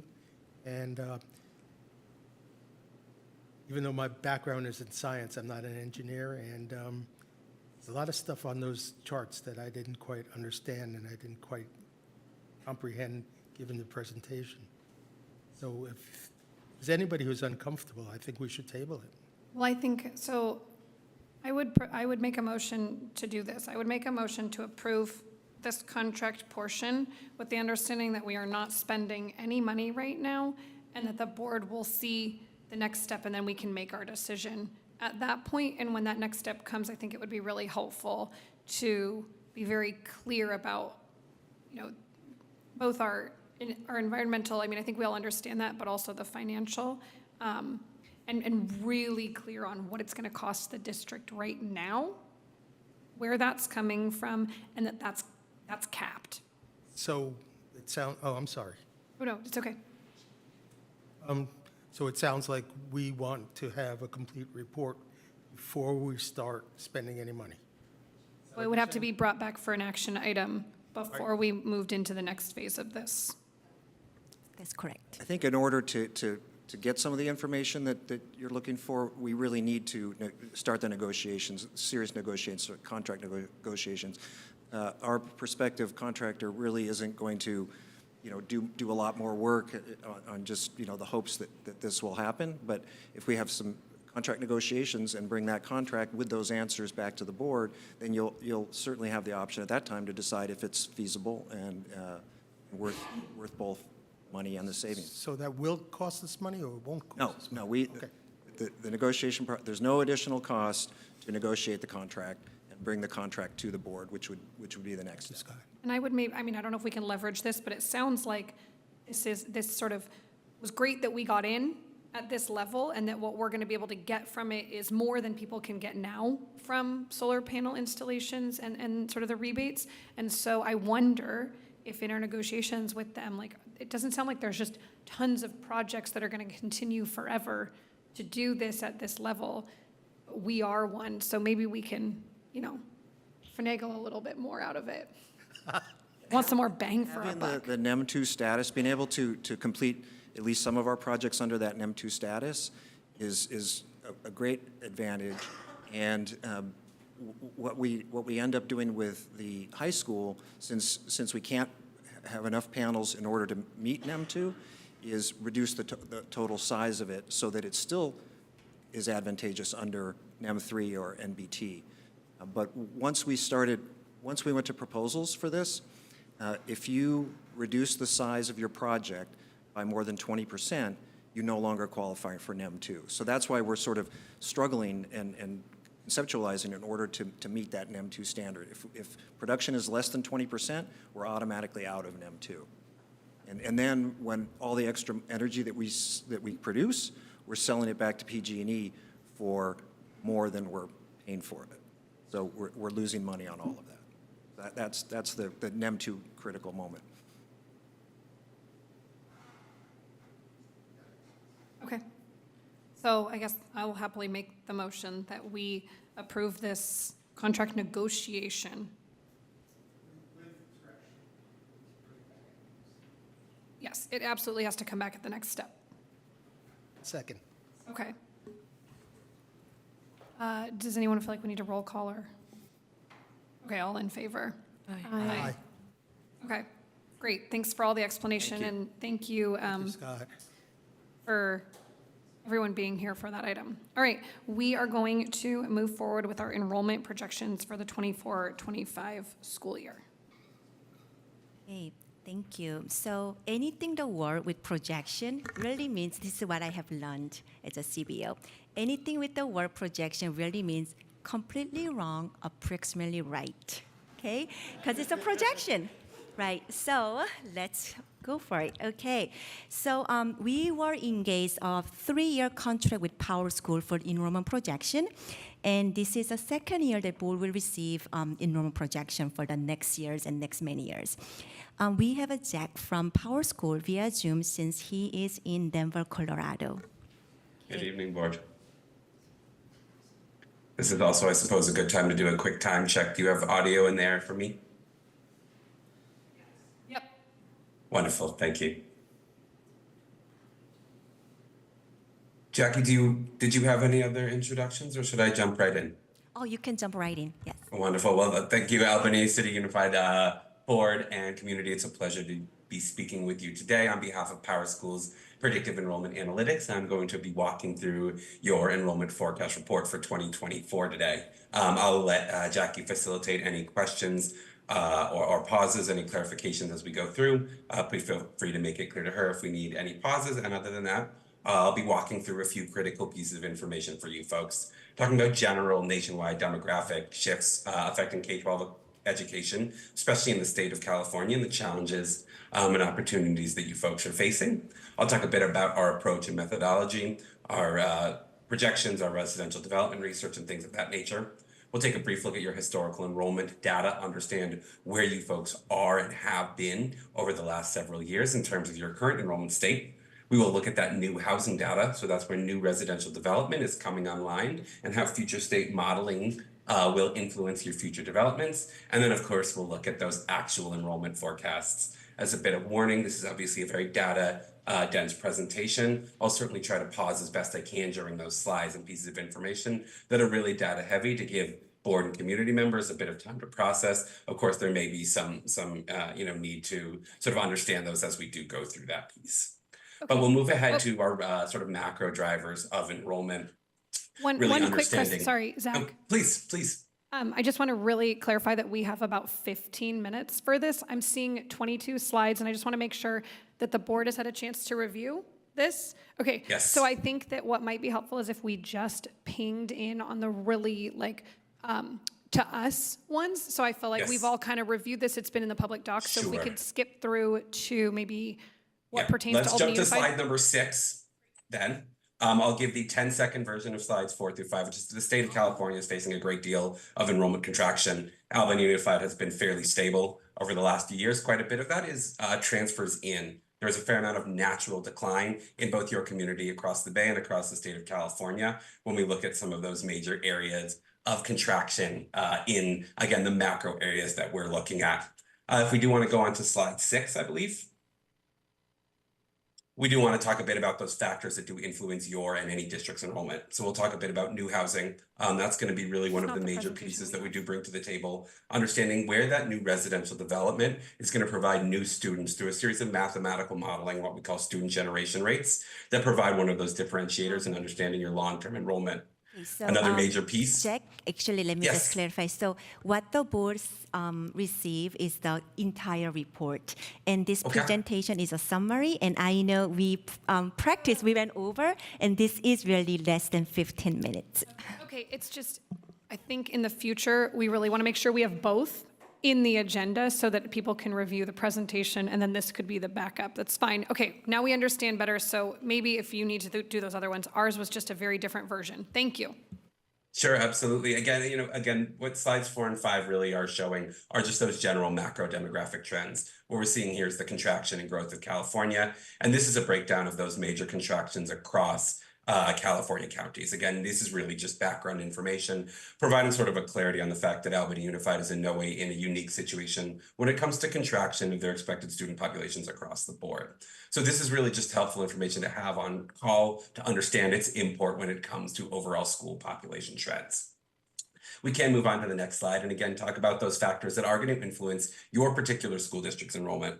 We did just speak about new housing and net migration. So that's going to be really the sort of natural or spontaneous changes in your overall population, your student population. When we do talk about those school district enrollments, one of the other really critical pieces we'll look at is something that we would call our replacement level, or our difference between our highest grade cohort and our incoming lowest grade cohort. So effectively, is your exit grade the same size, bigger, or smaller than your entry grade? That's really going to be sort of that replacement level where a district's going to see their enrollment population stay relatively stable. Of course, interdistrict transfers were also critical, especially in a district like Albany, where you have accepted quite a few cohorts, anomalously large cohorts of kindergarten, sort of artificially keeping a stability in your district that may or may not remain district policy going forward, because it doesn't necessarily represent the real status of your district's enrollment. Next slide, please. We will speak a bit about what that enrollment forecast methodology is. Those primary factors that do influence your enrollment are going to be the size of your kindergarten, how those cohorts do age through the system. So the kindergarten cohorts, of course, are going to be a critical piece to that. And then those students are going to progress along with their grade cohorts. We're also going to talk, as we said, about new residential development and interdistrict transfers. There are some other factors that we can touch on, but are certainly not going to be primary drivers of annual enrollment projections, although they may absolutely influence other projection pieces. That's going to be private and charter enrollment, things like the housing market. Of course, we may talk about anomalous events like a global pandemic that certainly affected enrollment across American public schools, and of course, within the state of California, a brief hit on TK expansion. Next slide, please. We do present 2 enrollment forecasts to each and every district that we work with, and you guys are no exception. We do provide a lower and a higher end projection. That conservative projection is really more suitable for budgeting, ensuring that folks like Jackie, who are reporting those numbers to the state, aren't over-reporting numbers and getting into a bind with over-reporting average daily membership. And our moderate study is going to be targeted more towards facilities planning, turning that in both the short and the long term. You make sure that functionally you have enough seats for every kid who shows up to the school on the first day. Just a bit of understanding those methodological differences. We do have 2 mathematically directed algorithmic lines. The higher of those is going to be your moderate. The lower is going to be the conservative. It's really just going to provide you with a sense and a confidence interval, is what we would call it, between those 2 trends. Of course, we hope to land your enrollment projections precisely between those 2 confidence intervals. The difference is about 0.5% each out year, which is to say in year 1, they're going to be about 1% difference. In year 10, they'll be about 10% difference. There are some similar differences made as well in your interdistrict transfers and that residential development. If you do want to move to the next slide, we'll talk briefly about Albany's historical enrollment trends.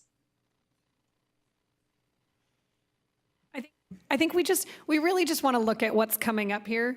I feel like we saw this last year, and we all reviewed sort of the details. Do you think we can continue forward into what we're looking at? Yeah, absolutely. So just a brief note then on this slide, this is going to be your historical enrollment analysis, is telling you that currently you do have a fairly stable enrollment growth. So that's what we're going to see on the actual numerical slides here. We can see, however, the challenges potentially facing you in those out years, where we do see quite a bit of contraction in your upper grades. Again, that kindergarten is largely driven by interdistrict transfers, and we'll see that in just a moment if we do want to jump ahead directly to the other enrollment pieces. But here we can see the large kinder as a replacement level based largely on those interdistrict transfers, and some of the challenges around sort of the natural contraction in your overall community size. If we do want to move on, Jackie, a brief hit on our, we can take a look at the residential development properties themselves. So I believe that's slide 13 and 14. Oh, there we go. So this is a listing of the new housing that is directly within your district. You can see a visual of where those houses lie. And then if we do go to slide 14, we can see an actual, I'm sorry, I'm having to look on the smaller version of this. Slide 11, Jackie, if you wouldn't mind. The actual units that are coming in, again, we can see where the specific locations of those exist. We may see some actual effect on the specific schools and not just on district enrollment writ large. Again, those are going to be driven, the number of students, by a mathematical model called student generation rates. If you do want to move on to slide 15, Jackie. Again, this is just going to show us the new students arriving in your buildings. Not necessarily enough to tip the scales in terms of overall changes in the district, but certainly when concentrated, especially the elementary level, enough to potentially affect things like staffing and cut rate sizes for individual classroom on a section by section analysis, which we do work on districts with throughout the course of the year. We do want to move on to those actual enrollment projections, slides 16 and 17. We do have 2 projections here. Again, we spoke about the conservative and the moderate projection.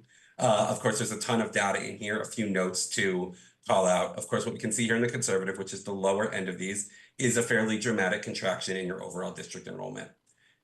In the historical years that we're looking at between 2020 and 2023, Jackie, could we remain on the conservative for just a moment? Thank you. We can see a contraction largely due to those decreases in the kindergarten cohort. We do see some expansion between 2020 and 2023 in the transitional kindergarten as state mandated transitional kindergarten expansion does roll out. We have seen across the state sort of a cap in that TK enrollment at a much smaller size than those kinder cohorts. Some folks had hoped that TK enrollment would essentially balloon transitional kindergarten to about the same size as kinder. That has not come to pass so far. Of course, as we do pull in more historical data, we can see that happening. Those kindergarten cohorts in 2021, 22, and 23 are again somewhat artificially inflated from enrollment transfers in, and it is our understanding that the policy of those full numbers of transfers in may be declining, which is one of the things that's largely going to be driving that overall contraction in enrollment, the lack of enrollment growth, that contraction in your overall enrollment counts. Of course, in the moderate, if we go to the next slide, is going to be a much more moderated version of that, a much less steep contraction, but we do expect and see some of those similar trends, that as we do decrease the number of transfers in at the kindergarten level with the natural contraction in the size of your community, especially the size of the school age population, we do expect to see some small to marginal contraction in the district over the incoming years. This is just a graph depicting that decline over the future years. And with that said, I hope that we got enough of an understanding from what we're looking at to give you guys a sense of where we forecast Albany City's enrollment projections going in the oncoming years. And I'll open it back up to any pertinent questions, again, filtered through Jackie, or if my audio is good enough, straight through the board members. I'm wondering if we have our district actual enrollment numbers, what it's looking like for the fall of 2024, 2025. Yeah, so that's in those, if we do go, and we do also provide these to staff on a school by school basis as well. But if we do want to look at either slide 16 or 17, again, depending on which of those forecasts we're looking at, they're not going to be terribly different next year. But if we do want to go, Jackie, to slide 16. Again, we can see those enrollment projections. So that blue column is going to be your, the blue column in 24 is your first projection year. So again, what we're expecting 34, sorry, we're having a really hard time seeing it. 34, 36 is what we're looking at for the fall. Yes. Okay, but I'm wondering if we have our actual district, like how many students have said we're returning, we're coming back? Oh, for that, I'll have to defer to staff. Yeah. We're at 3550 for the fall. So also this number does not include transition students and also some of the students. So when I use these numbers, I will have to add some group of students. Yeah, okay, there are some very small groups of students who are not included in the projection numbers here. This is what and also our department Gen Ed population, right? And we are also in the process of IDT students, right? So we. So this data, let's say like 2 weeks ago, and our enrollment department may accept maybe another 5 more students this week. So then the number will change. So it's just completely wrong, right? Anything projection is just not correct. It's only correct at that moment. What I'm hearing is, and what I'm hearing from you and what I'm hearing from this is that to keep our district running at the level that it's running at with our staff that we have, we need to kind of keep following the model that we've been following because it's allowing us not to see that huge decline in enrollment that we were concerned about. Okay. Correct. And this report certainly shows that as well. Yeah, this is again going to be more focused on that general demographic trends. Of course, district board policies, things like transfers in, can always change and bend that line meaningfully. This is, of course, presenting that we might call, the natural enrollment trends that we would see barring either a continuation of that or a change to that policy. Okay, yeah. I have another question I want to wait to hear. No, you go, please. So there are others who are going to remember prior data better than I do, but my sense is that we always thought that it was going to be worse, but then it's not, which I think is largely because of our interdistrict transfer program.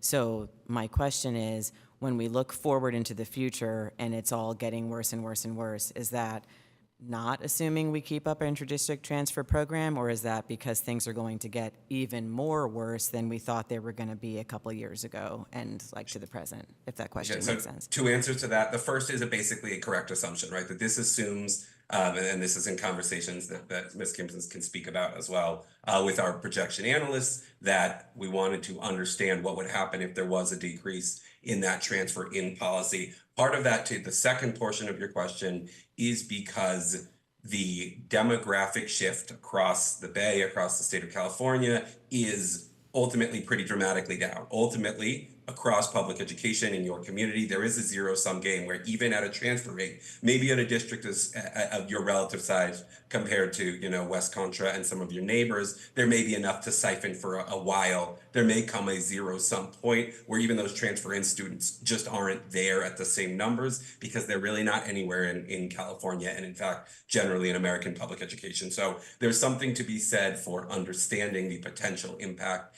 even if you retain that policy. But to your first question, yes, generally speaking, this is an understanding of what will happen if that transfer, that robustly marketed transfer policy does not remain as popular and robust for the forecast time, this 10-year time horizon.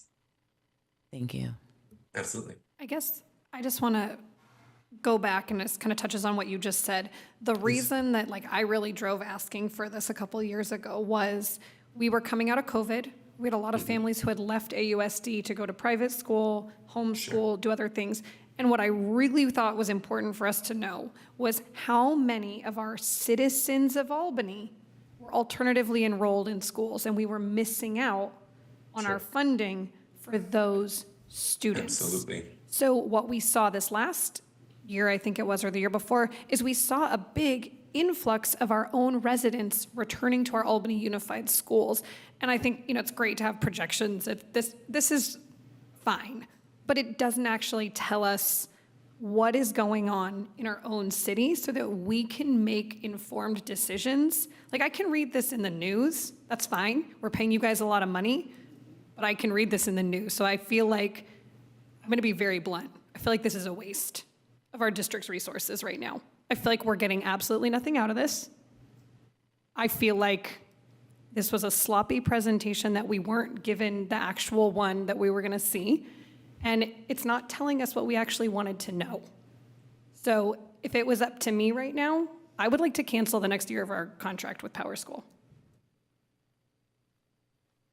That's my take on this. So I think the history behind it, sorry, Jack, is that this is the, I was at another school district, and this is usually the same, like the information and the style that the demographic study provide. So I think what our board is looking for is specific data that we may not able to get it from our consultant for the demographic study. I think that's what I'm understanding. Jack, do you have? Again, to be clear, that I would be, it's certainly not live in board presentation. More than happy, we have quite a great deal of demographic information that we provide on communities around. Again, as Ms. Kim said, this is sort of the standard demographic presentation that was requested of me. I would certainly be happy to work with staff to provide any of those questions about that data as needed to do things like recruitment and understand challenges that the district might be facing. yeah, Trustee Rosenbaum. I have to agree. I mean, what I could make out, it's on. What I could make out is pretty much boilerplate. And the factors are different depending on what district you're working in. If we maintain and even improve the quality of what we do in the schools, that's going to bring more people. Because, you know, people who I talk to who want to send their kids to private school, you're going to get a better education in Albany, I'm sorry. And we have to maintain that, which means we have to maintain the quality of our teachers, our support staff, our board, who oversees everything. That's my take on public education. And perhaps because we're a small district. I mean, I think this is, you know, a standalone presentation. Like, it's got some interesting data here, but I'm just not sure how much it really is relevant to us as a small district. We are really unique in many aspects. And I think, I mean, even from the last presentation, was it maybe a couple of years ago, and we looked at the projection, and actually it was quite off. But I know that CBO Kim, you were able to apply the increases to the current data, so it was useful in that sense, but it didn't give us an idea really in terms of projection. As President David said, it implied a decline, and actually it wasn't a decline, but you were able to use the data for some, you know, for some use. But I think we just want very specific, pinpoint, like focusing in on Albany and what we need to do rather than looking at like the state. And, I'm sorry. And I do think that, well, I do know that we are in the middle of a 3-year contract, and but I do know CBO Kim has said to me that she could be a little bit more accurate in terms of projections. And I think what I hear the board saying is like for next year, then maybe that we can do something a little different in terms of presentation and providing you with more accuracy in terms of what our projections will be in terms of enrollment. Yeah, it'd be great if we could learn a little bit from the data. Okay. When we get presentations from CEO Kim, they're clear, they're concise, they tell us exactly what we want to know in as short a period of time and as clearly as possible. We have the talent right here, and we appreciate it. Do. Okay. At that, is there any public comment on our enrollment projections report? Seeing none, we appreciate you coming, and we will adjourn that item. We are going to move on to our Citizens Bond Oversight Committee annual report. Okay, so thank you. So CBOC, the Citizen Bond Oversight Committee, we meet quarterly, and the committee is required to issue annual report. So we have a Chris Moore this evening. He represents our member of bona fide taxpayers organization, and he's a community volunteer who focuses his time on promoting public safety, rental housing, and school board oversight committee. Actually, he ran for the county supervisor District 5 in the March primary election. So you may see his signs around the city of Albany. He didn't place in the runoff, but he is still involved and supporting. He's here this evening to present our annual report. Thank you. Thanks, Jackie. Yeah, thanks for allowing us the time this evening to present this. You know, there's 2 reports that we're doing. So one is a 21-22, and I think it's kind of a catch-up in COVID time, and then there's the 22-23 report. They're largely the same, a few numbers. So I'm going to go through the, and you guys, it click through, you can see it in there. I'm going to go through the 21-22. I'll go through that, and then I'm just going to reference the changes on this other one, and we'll get through. So as Jackie said, the oversight committee is formed to provide oversight spending for, these are bonds that are really getting finished up now. We've completed a lot of work, but Measure B and Measure E, both in 2016. Measure B was for $70,000, Measure E for $70 million. Measure E was for $25 million, and the funds were used, or still being wrapped up, but construct the Albany Middle School Annex, expand and modernize the Albany High School, and rebuild Ocean View and Marin Elementary Schools. And I'm sure you guys, and we did a tour this year also, that was fun, although I missed most of it, but I had another meeting, but I think everybody really enjoyed seeing the progress. This report that we're doing today, it's required by the CBOC. It's required by law as part of the bond issuance program, and that's what this report is today. So just jumping to the next page is the committee structure. So there's actually nine seats on the CBOC. Because this is wrapping up and we're at the end, there's actually 6 open positions. But I'm going to put a plug out here. it's actually an interesting opportunity to join and see. We review what's being spent, and so anybody in the public or anybody here that would like to join our team, there's open vacant positions, and we'd love to see you as part of it. So we had a couple of resignations this year, more just because they've been on for so long, and and we're really wrapping up the process here. Going on to the next page, you can see the meetings that we've had since 2017. So all the way through, and again, we still continue to have meetings, and Jackie and others are part of it. But we go through all the financials of what's been spent over the last quarter, over the last 6 months, and then we go through that and just get a review as a team, and then ask our questions. But that's what we do typically in the meeting.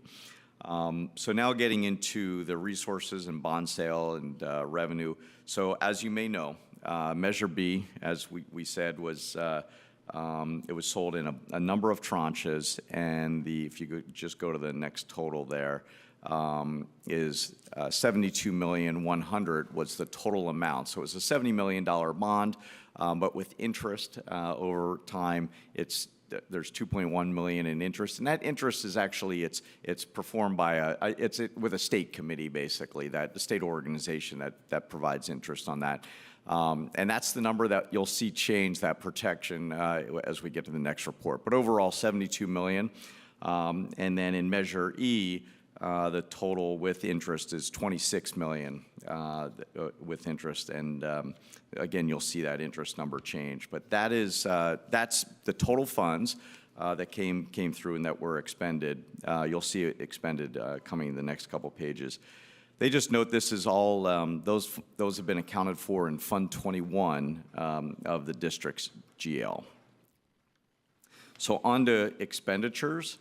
So again, the expenditures, construction, these general obligation bonds must be spent on construction, reconstruction, rehabilitation, or replacement of school facilities, including the furnishings, equipment of school facilities, or the acquisition of lease or of real property for school business. And that's another thing that we check and we review as part of the bond oversight committee, as well as the audit, which we'll talk about in a few minutes. So just to break it down a little bit more, Measure B was the $70 million in funds there were to rebuild Marin and Ocean View elementary schools, with seismically safe school facilities, and then support modern learning standards as in subjects such as science, and then as well as improvements for the accessibility and sustainability, energy efficiency, and other school facility items. Measure E, which was the $25 million bond, that was more for projects for relieve Albany Middle School overcrowding, construction of classrooms, science labs, flexible learning spaces, modern classrooms, and acquire technology and equipment at all schools to support science, engineering, math, and the humanities. And if anybody has any questions, feel free to raise your hand or stop me. So the expenditures in this for this period, 21-22. You can see for Measure B and Measure E, the total was about $21 million. And then you could see the remaining funds. So there's still a fair amount of remaining funds at the end of, this would be June 30th of 2022, $3 million in Measure B and $9 million in Measure E. And we'll see in the next report, those numbers are significantly down because the projects were largely completed during that period of time. So again, next is the audit. And of course, there's a required annual audit. And Christy White Incorporated performs that audit. Her firm presented the results of that audit. And really, it's been, I actually used to be an auditor early in my career, and we received clean audit in all cases, actually this year and in all following years as well. So, and they say they do both a of course, a financial audit, but also a performance audit, just to see that we perform properly, meaning we didn't spend or the district didn't spend funds outside of what was allowed under the bond. And then they also look at internal controls, just to make sure that the controls are there to ensure that those two, the financial and the performance audit, there's no risk really for problems in the future. So everything was, as I mentioned, no material weaknesses, and we received a clean audit. And I guess, yeah, we as the committee received that audit in March 2023, and I think it was also presented here sometime in also, I think, a month later in 2023. So that's the summary of the 2021-22 report, and we can move on to the next report unless there's any questions. Okay, so on the 22-23 report, it's largely the same. Again, we still have room on the committee, so if anybody wants to, you could contact Jackie Kim, and we'd love to have you part of the organization. Just went over, we still had meetings, if you jump to the next, and then the changes here, just scrolling a little bit more there. Okay, so your interest income, the projected is overall, it dropped a little bit. I think just because we spent funds a little more quickly in this time period, but still it's roughly $2 million. And then scrolling down, and still the total there was $72 million. Interest again here, the projected amount was almost 1.2. That actually increased on that one because there were still funds in there, and they're being spent a little more slowly. But during this period, they earned interest on those funds. That increased our projections a little bit. Outside of that, we have the same going expenditures, same expenditures, nothing different from the prior report. And then scrolling to the chart here, right before audit, you can see that we now have significantly less projected available balance. And this, again, is as of June, almost a year ago. So that is because the funds were expended on the completion, and we saw the completion of the projects out there. So that's your projected available balance as of a year ago, and that's actually, of course, declined now because you'll see that in the next annual report where it's just a few $100,000, I think, in that range. We had the audit again, clean audit from Christy White, and no material weaknesses or significant deficiencies. And that's it. So hopefully that was short and sweet. That was great. Thank you. All right. And very informative. All right. We really appreciate you coming and being on this committee. It's really necessary for us, and it's really helpful to see that we have such careful attention being paid to these bonds. Yeah, it's very important. Yeah. It is. Anyone else have any questions? All right. Well, hold on. We got any public comment on this bond report? Okay. Seeing none, we will very much appreciate you one more time. And thank you for your time, and encourage others to join. Yep. Yeah. Committee. Please contact Jackie on that. And thanks for your time. Okay. We'll see you next year. Yeah, that'd be great. And sorry, also it's nice to put a face to all the signs that we saw, you know. I understood everything. Okay. We are going to move on to our school facility program grant allocation part 2. Okay, so thank you. I have our Director of Maintenance and Operations has revised the allocation based on the recommendation from the board at the last meeting.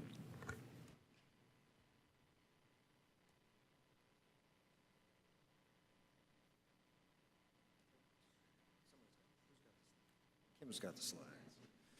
Thank you. So when we met 2 weeks ago, I took a first pass at allocating some of the funds that we're receiving from the school facilities program and took some direction. Next slide, please. Tonight, we will take a look at, just briefly, the previous proposal, and then some recommendations that are required at each site according to ADA requirements, and then the revised proposal that I'm bringing to you for discussion tonight. So last time, next slide, please, we looked at the total allocated, and taking out what's already committed for Cornell HVAC left us with $8.3 million. We divided that up into the highest priorities based on the facility needs report, and then further divided that up by school. The direction I got from the board was to look at those accessibility needs and include them as committed dollars so that we could accomplish those projects, and then take another look at the high priority projects. So if we look at the next slide, we'll look at some of those projects at the middle school. When we renovated the sports complex, it triggered from ADA, from DSA, the need for an accessible path from the right-of-way to the field. And we did some preliminary studies on this. It would include a ramp from the parking lot down to the field, and then a path from the sidewalk to the ramp. This hasn't been fully developed yet. It is going to be influenced by the solar project, which, because we have included in there ADA parking. But based on our preliminary studies, we're estimating the cost of this at $290,000.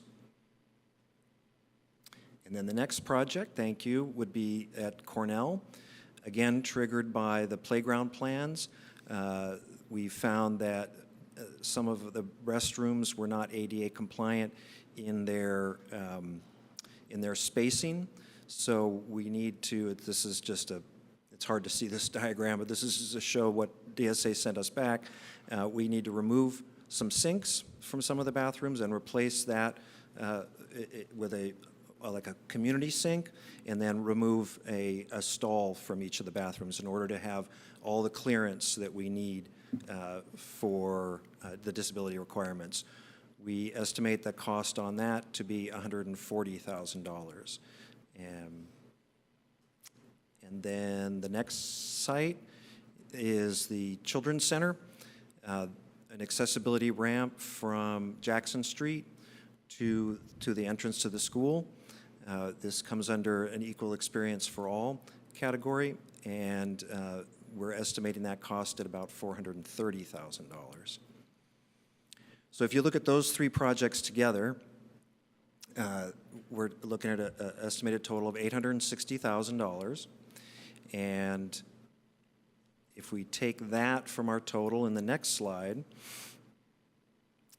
it leaves us with a remaining balance of $7.5 million from our original 11.4. So I started with that number and then put the money into buckets based on those priorities that we saw last time: security, HVAC repair, technology, and then, as I touched earlier, I included the solar soft costs because that money is, if we proceed with the project, if we go into contracting and construction, that money will have to come from somewhere. And as I mentioned briefly, that would include inspections, which would be our responsibility, DSA fees, legal fees to review the contract and so forth, and then project management. With the other projects that we prioritized, the amounts I left the same as was previously proposed, replacing or improving cameras and access control at the schools, alarms, fencing gates, lockdown systems and lighting under security. HVAC, we see a lot of end-of-life equipment we would want to replace. Technology are those same upgrades to Wi-Fi, phone system, servers, and cybersecurity.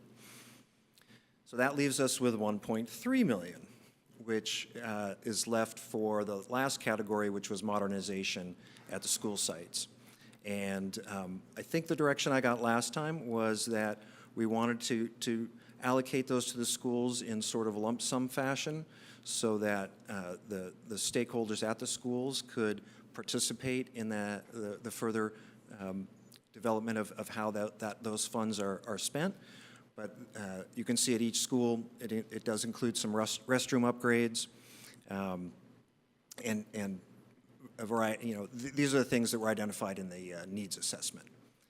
And that is what I'm bringing as a point of discussion for allocating the funds. Okay, I got a toilet problem. It's a big one. Yes. Do you want to go ahead? I think it's the same question, or at least it's what I was wondering when you talked about, and thank you for the presentation, Director Jaffe. When you talked about removing bathrooms from the Cornell site to make the bathroom ADA compliant, removing toilets, is the modernization restroom Cornell suggested allotment, is that building, like putting in more toilets someplace else? Are we now going to have fewer toilets at Cornell than we used to? It sounded like that's what's going to happen for the ADA piece to work out. And then is that going to be a problem? If we just do what DSA is requiring us to do, yes, the total number is reduced. And there's nothing here that gets us back to the number. I guess there's no Not additional specific. places. There's, if you look at let's look at the last slide, Kim, of the allocations for modernization. I believe Cornell has a couple $100,000, so we could commit that towards restroom improvement. So here's my concern. I'm looking on the California Department of Education website, and I'm seeing that for males, we need 1 toilet per 50 students and 1 urinal per 100 students. And for females, we need 1 toilet per 30. All I hear from Cornell kids all day long is there aren't enough toilets. Like, the student council did a whole thing on writing letters. They want it fixed. They want toilets. Now, I understand we have 2 bathrooms that are accessible over at the end of the cafeteria, but kids are not allowed to go in there and use those. So if we could open those to the yard and have them be single-gender toilets that are also ADA compliant because they're huge rooms, then maybe like we could talk about taking 2 toilets from this bathroom, but like absolutely not can we just reduce the number of toilets available to students at Cornell. Absolutely, in no way. It is a health and safety no-go zone to take away toilets. And I think we'd be out of compliance. I think we might be. I was about to say, are we currently in compliance with the ratio for toilets to students? I would have to do that research and follow up on that. Well, and I guess my ask on that would be, in compliance means that kids can get to them all the time. And I also know that we only have, there's 1 teacher bathroom in the hallway that they can use. The other is in the nurse's office. That's fine. And then there's 1 in the principal's office. So like, I've also heard that it's really hard for teachers in their times to go. That is still 3 that can be accessible. And then we have 1 in the hallway by the office, but kids have to go all the way into the office, I think, and ask to use it and then go back out to it. It's just like, I'll just say no. We can't take our toilet. So when we took the playground plan to the DSA, they review everything. They take a look at all of our accessibility and structural. And this is what they came back with as a requirement of approving the project. And then they're giving us basically a year to complete this. So all of your points are really well taken, and I want to be very sympathetic to those needs. I would have to find out if alternative restrooms would satisfy this need. I don't think it's going to change the fact that those restrooms were found to be out of compliance and we're being asked to change them. I think we have to find other solutions. I guess what I'm proposing is, if you need to make this restroom in compliance and remove toilets to do so, can we please also in the Cornell plan address the other 2 available restrooms to be accessible to students at all times? I would ask Jackie if there are other funds that we could expend to bring the needs of the students at Cornell into line. So sure. So this facility allocation, it can be always revised because this is a review and discussion item, and we would love to hear from the board. So yes, of course.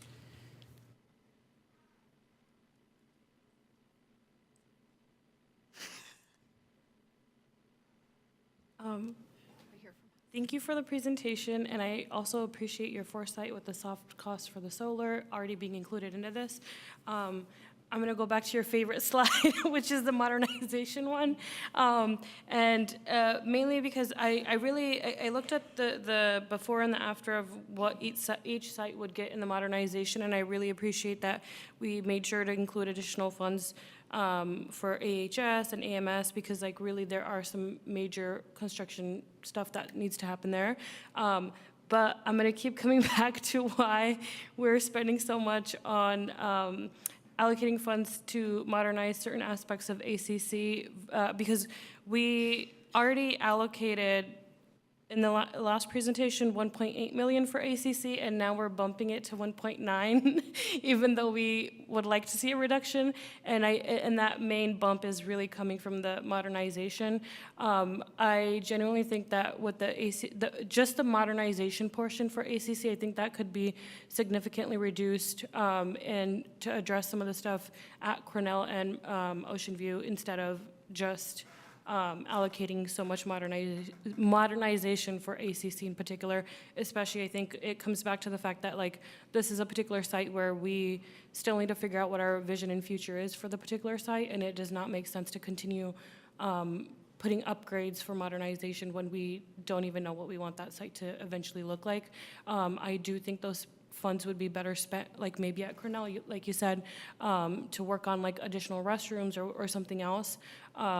But yeah, that particular one, especially like the what is it, 100, where do I have it?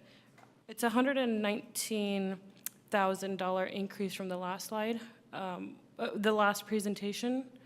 So the original allocation for ACC was 135,000, and then this presentation is 254,000. So like, again, I don't want us to keep bumping that when really we should allocate, like look at some of those higher needs on other sites, that's all.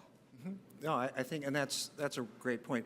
The question now, as we look at these numbers, is are they falling where they should, site by site? For instance, there's a lot of needs for the aquatic center that $27,000 isn't going to get us. So do we take that $27,000 and put it at a different site? I think that's really, and hearing from, if there were advocates for these sites, or as we're hearing for the restrooms, I think that's what would influence really what these numbers end up being in the final outcome. Yeah, I just did this very, with percentages based on the assessment report, and tried to follow the same patterns that I'd followed to this point. But when we get down to only 1.3 to distribute, I think the question is, how do we want to break that up? And I'm offering this as a suggestion, a starting point. Yeah, and I do really appreciate it. I think if this particular one stays a little bit more flexible in comparison to the other one, like the other ones I think we're really set on, but this one in particular, I think if we remain a little bit flexible on allocations, that would be really, I think, helpful. Because the other thing that I'm also thinking of is like, particularly for, I'm going to go to Ocean View only because I know the city is going to be doing some construction, and I'm wondering if we can kind of take advantage of that and work on some of the, because it's the parking / that stuff. Like that's something I wonder if we can work to see if we can come to negotiations with them on that particular thing anyways, so like just maximizing where we can, that's all. Mm-hmm. Okay, I would like to recommend that we keep restrooms as our priority at all sites. I'm not just going to go with the one, but I just think that restrooms we hear about from AMS, AHS, bathrooms. And We'll see something coming back. I really appreciate that. You've put this together just to stay with those percentages, but there are things that can be shifted around, and so I think that's one that There's several. I mean, this is flexible money right now. It's not a lot, but it's flexible. And there might be something that, in the bigger projects that maybe can cut. I don't know.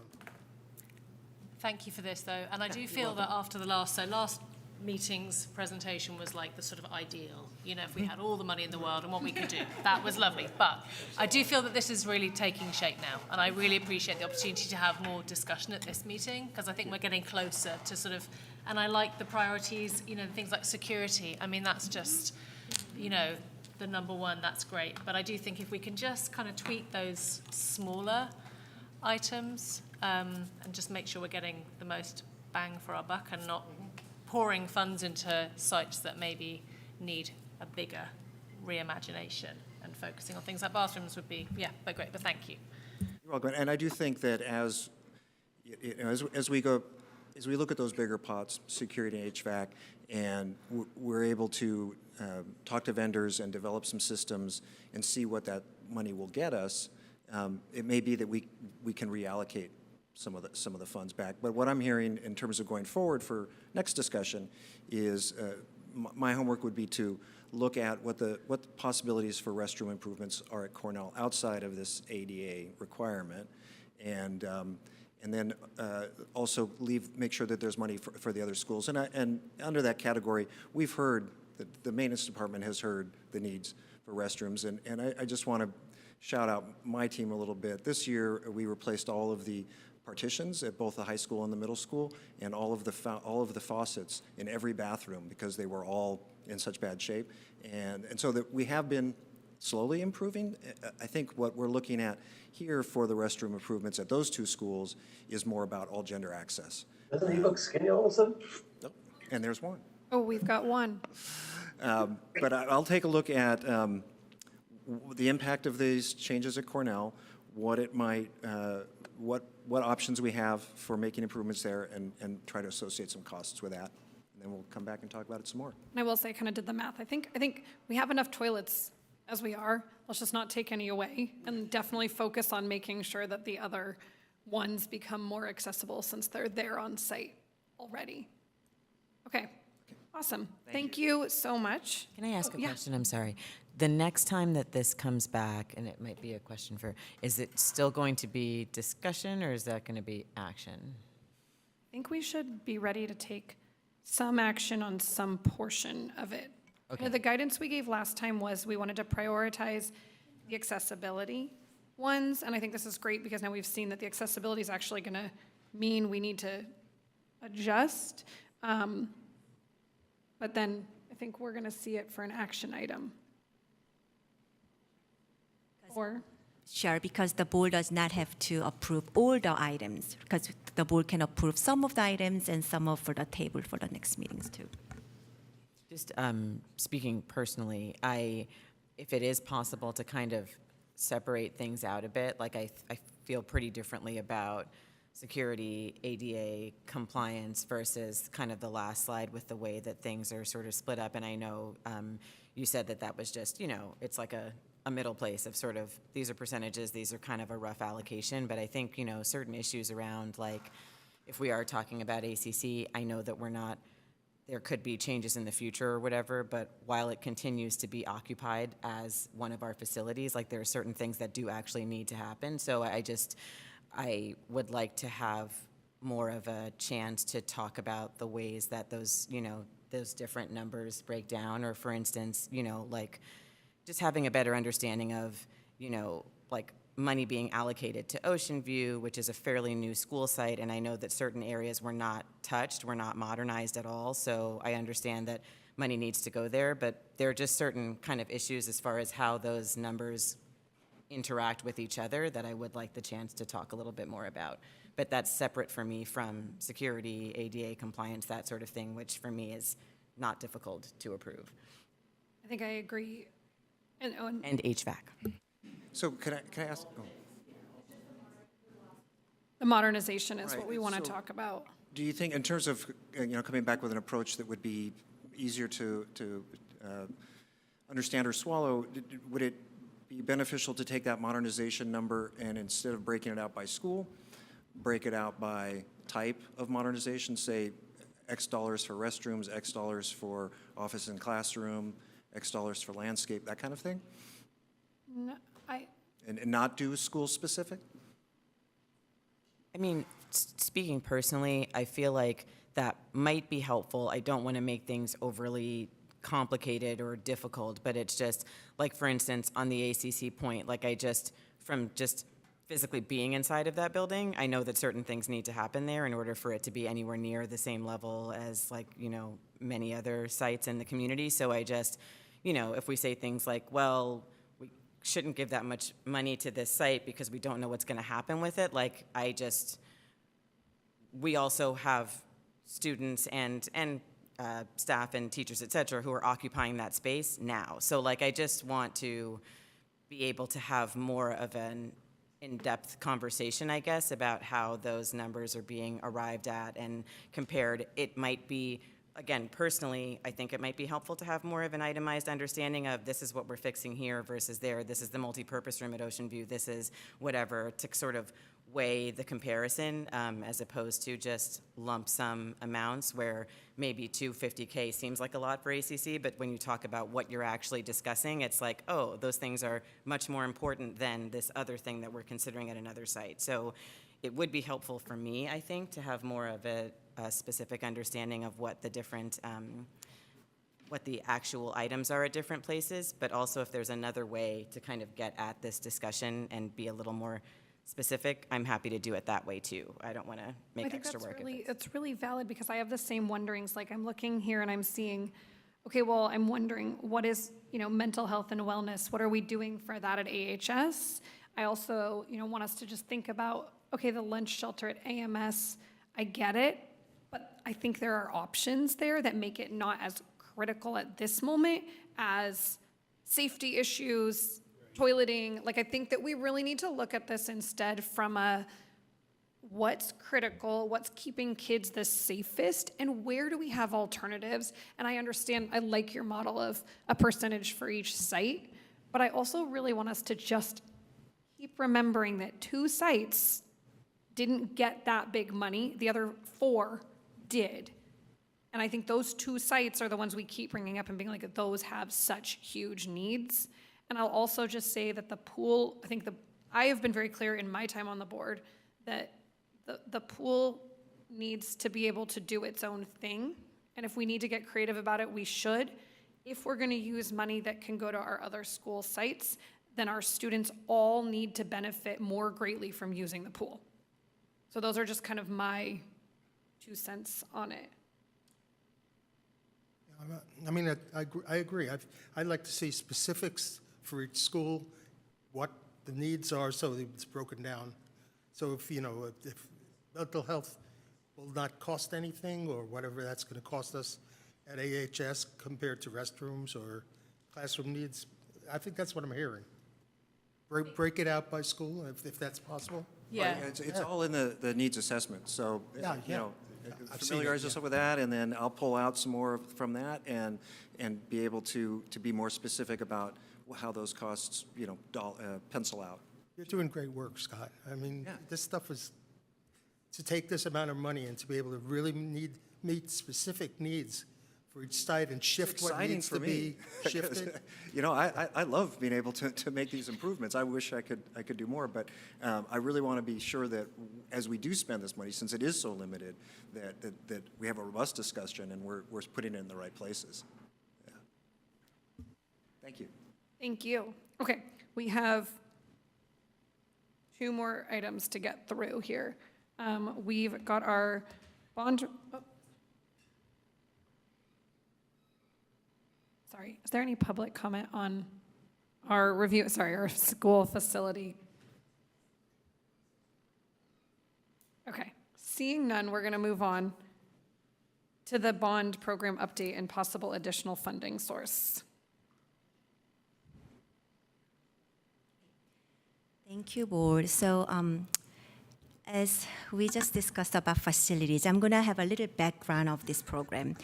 So Albany District had a facility master plan back in 2013, and the board approved the plan in 2014, identified many facility needs. When the bond measure B and E were passed in June of 2016, there were far more needs than what we can do for $95 million. Okay? So 10 years later, the new facility assessment report was presented at the last board meeting. From this assessment report, we clearly know and see that we just cannot address all our facility needs with this $8.5 million facility grant we have. Okay? So board is now going to see two presentations this evening. One is update of our bond program by Juan Boroso, that how we spend that $95 million. He was the management person, like who managed the constructions, and it was amazing construction that we all complete the project within the budget, and we have a beautiful schools. And the second presentation is by Makiko Sato, and she's going to talk about possible additional funding options, which is a new bond measure at the current rate. So how can we do it, right? At the current rate, and district will be able to get more tax to spend for our students, for our facilities. So she also helped us with the borrowing rate, and also with the bond structure and repayment measures terms. So then we actually have a really successful bond program at this point. Okay, so we have Juan Boroso here first. Let's see, is here okay? If Julie, okay, there, perfect. I'm gonna share the presentation. So Juan, you can let me know if I need to move to the next slide. Okay, Jackie, let me just turn on my camera. Hopefully you guys can see me. Here, let me make a quick adjustment. And apologize, I can't be with you folks in person today. I was traveling and we got delayed on the way home, so we're on the road. But just want to say, first of all, thank you for giving me the opportunity to provide an update to the board and the community who is present or maybe online. So thank you for that. What I'm going to do is provide a brief recap of the 2016 bond program. Also do a short recap of the 2024 facilities needs assessment, and really kind of start the discussion on potential next steps. You have a lot of information in front of you, and I'm sure some of the questions, okay, what should we do next? So this is hopefully going to start that discussion.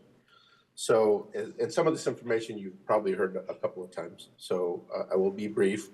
In 2014, the district had a facilities master plan done by WLC Architects.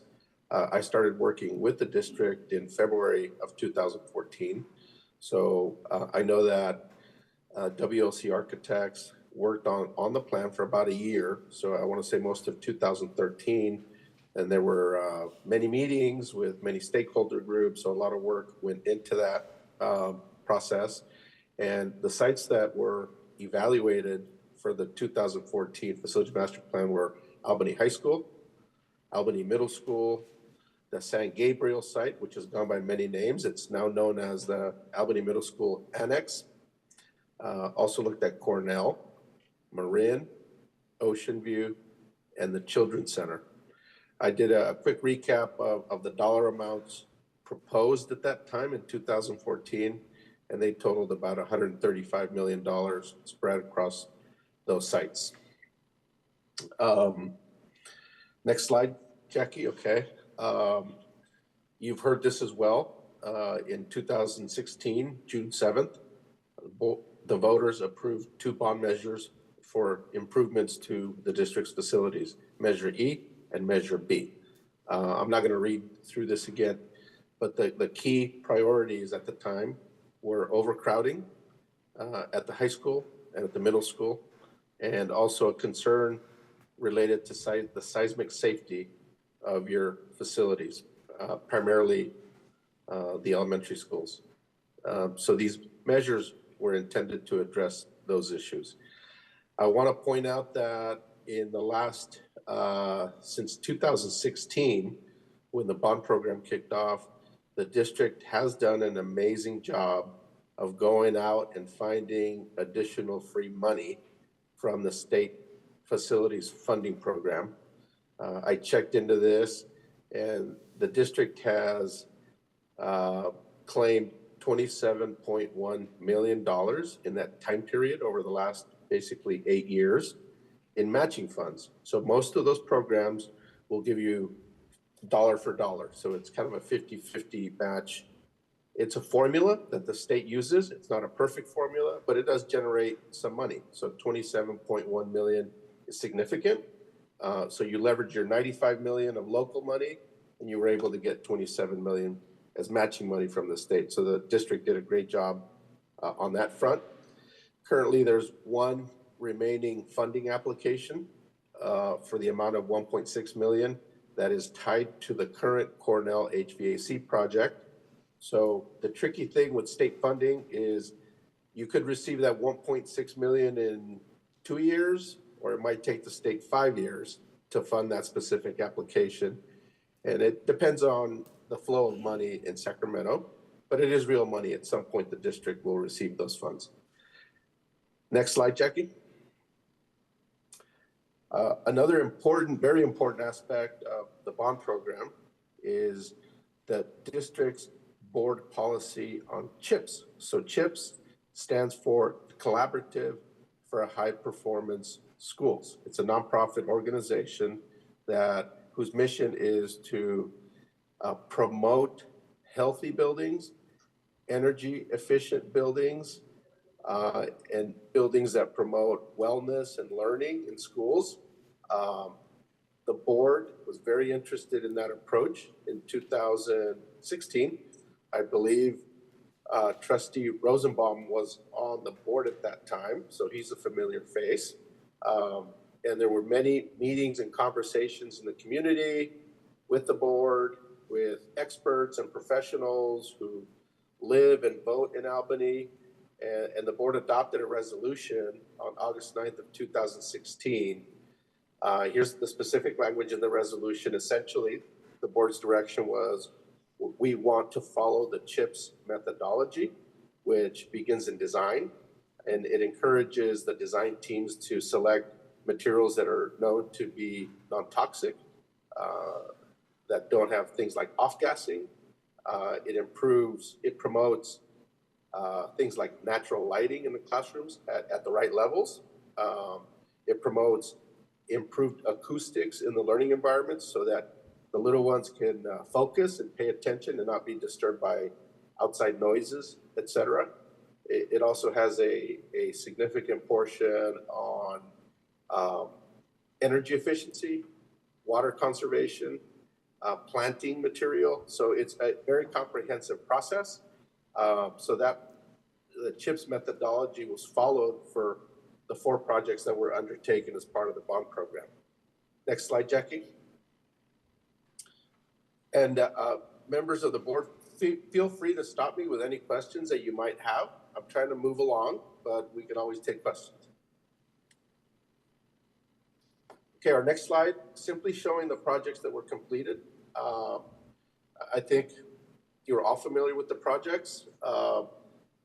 Another interesting aspect of the approach was that the district chose to deliver the projects using a method called design build, in which the builder and the architect are hired as a team, and the builder is the single point of responsibility for the entire project.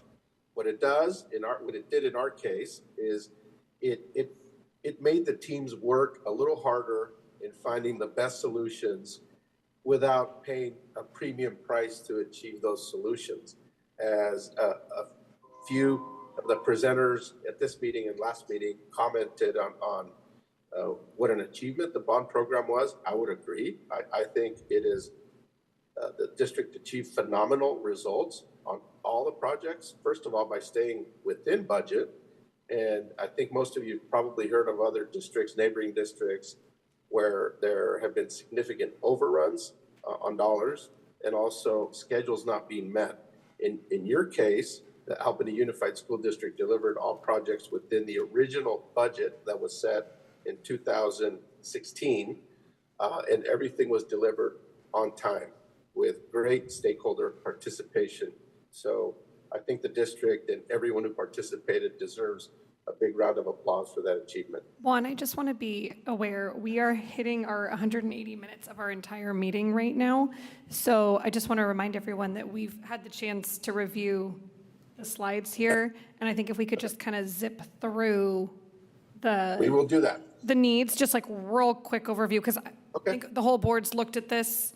We're pretty aware. So I think what we were hoping is maybe we can just jump down to slide 14 and talk about that. Perfect. Okay.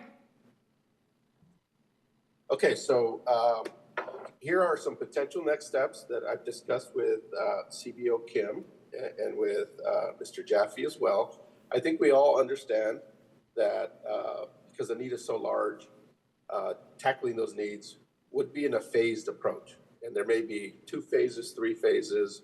That has not been determined. Also, I think there's a step of evaluating funding sources. I've listed some of the available funding sources: general fund, the state facilities program, developer fees.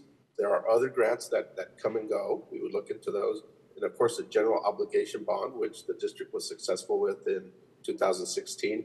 And a very important part of this process also is prioritizing the needs. Similar to the discussion with Mr. Jaffe just a few minutes ago, this facilities needs assessment did not prioritize the needs, meaning which projects would be undertaken first, second, third, et cetera. But that's an important process that would be concurrent with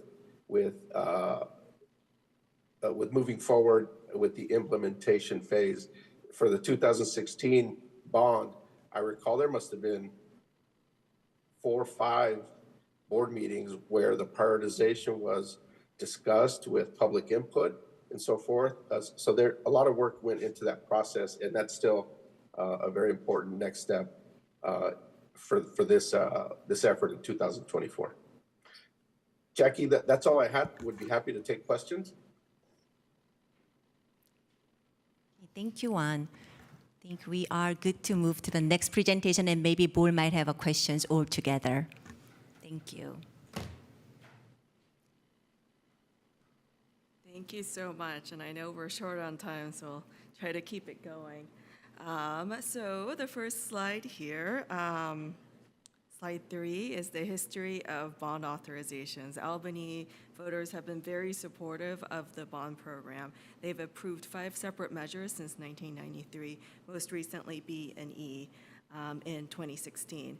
One of the things that Jackie pointed out as we were reviewing this presentation is that it's actually been between Measure E in 2008 and Measure B and E in 2016, it's been 8 years, and now it's been another 8 years. So I wanted to point that out. And it's natural for school districts in the Bay Area to go out for new bond measures every, say, 6 to 10 years is a natural cycle to keep the facilities upgrade happening. So on the next slide, I apologize. This is a lot of words on here, but one thing I did want to point out is that unlike a parcel tax where the voters approve and rate, and that is what determines how much revenue you raise, bonds are a little bit different in that the voters approve an authorization amount. When Measure B and E went to voters, they had a separate tax rate target. After Measure B and E passed, the board took feedback from the community about the tax burden and set a combined tax rate target of $250 for $100,000 in assessed value. Because of the way the bond program has been implemented, the current bond program tax rate is now $180 per $100,000 in assessed value. Some of the things that happened that allowed for this was fortuitous. Assessed valuation growth was stronger than projected. Interest rates remained low. Some of it was very intentional in terms of the way we structured the bonds. And particularly for Measure E, we had a shorter repayment term. Typically, bonds are issued with a 25 to 30-year term. For Measure E, we shortened it to 20 years, partly because it funded technology and furnishing of school facilities. So on the next slide, outstanding bonds, this is the debt service for future, for the bonds that are still outstanding. What I did want to point out on this slide is the red bars represent those earlier authorizations from 93, 2004, 2008, and you can see that they start dropping off starting in 2027 and then completely repaid in 2030. So on the next slide, that is what's creating an opportunity to potentially go out for another bond measure while keeping within that $180 tax rate target. And every time I say tax rate, it's per $100,000 in assessed value. And this is a graph that shows it so that you can see how we're able to maintain the tax rate at that level. We are projecting that that would generate approximately $55 million in new bond proceeds. And as with Measure B and E, the district will need to go through the bonding capacity waiver process due to its relatively small assessed value relative to the student body. What's the other thing I wanted to mention here? Oh, the reason also, I also wanted to mention that, a lot of these bonds start dropping off in 2027 or 2031, but the timing of how tax rates are set is that usually it happens a year before. So this summer, the county will be setting tax rates for 24-25, and so we need a little bit of a lead time in order to implement this program. And so 2024 seems a little early, but it's actually the right time to be considering a program like this. So in order to estimate those tax rates, we were assuming a 3.75% assessed valuation growth over time. This slide is just to show that that is a conservative assumption, given that assessed values have grown by over 5% historically. I think you are all very familiar with the Albany community, so we'll go through this very quickly. There are a little over 11,000, close to 12,000 total voters. Majority are registered as Democrats, so a very favorable voter base for tax measures. Moving on to the next slide, turnout, different election dates matter. For Prop 39 bond measures, it needs to go on a regularly scheduled election date. And presidential election dates are the ones that get the most people out to vote. So it's typically the date that everybody is targeting. So in terms of next steps on this slide, the timeline, we are here presenting to the board. And this might be a good time for the board to indicate that the board would be interested in continuing to explore the feasibility of a tax measure. It sounds like Jackie and Juan have a pretty good project list going, but the next couple of weeks would be a good time to hone in on that a little bit more. And ultimately, the deadline to call the election, for the board to pass a resolution calling the election, would be in early August. But most school districts actually call the election in June because most boards take July off. And the election date would be November 5th of 2024. So I'll pause there to see if the board has any questions or comments. Yeah. I thank you for the presentation. I have a question. I don't know who would be able to answer it or if it's just kind of a rhetorical thing, but I'm just wondering what we think about the idea of putting another measure on when we just did a measure. I know there were different measures for different things, but. Is there time, I hear that we want to go out when there's a presidential election, and we hear that, but because our bonds aren't changing until 2028, 2030, right? Could we not be, I guess what we need to understand as a board is, doing this in November of 2024, is that going to mean that we have money in our pockets to spend, like more money right now that we can spend? It depends on when we issue the first bond, right? And we can possibly issue the bond if we do this, maybe. Yeah, probably in either case, the board will need to, the district will need to get a bonding capacity waiver, and that takes about 6 months. So after the passage of the bonds, The process would take 6 months and another 2 months for the issuance, so maybe the following, summer, the district would have money to work on projects. So summer of 2025. Summer of 2025, yes. Okay, and in that interim time, this wouldn't cost anybody any more money. Like, so if I'm not clear on how bonds work. If we vote this in right now in 2024. Yes. But we're saying these other ones don't expire until 28, 30, but we're capped at like 180 per 100,000 assessed value. Is that going to go up in this 2025, 2026, 2027 time period for our taxpayers? Yeah, so what we want to do is to structure the new bonds to maintain that $180 tax rate target. And we actually have a fairly limited window, or the district does. I always say we because I feel like we're a team, but the district has a fairly limited window in order to do that because the tax rates are set a year in advance. And so if we wait until 2026, it gets to be really tight in order to coordinate with the county to maintain that 180 tax rate.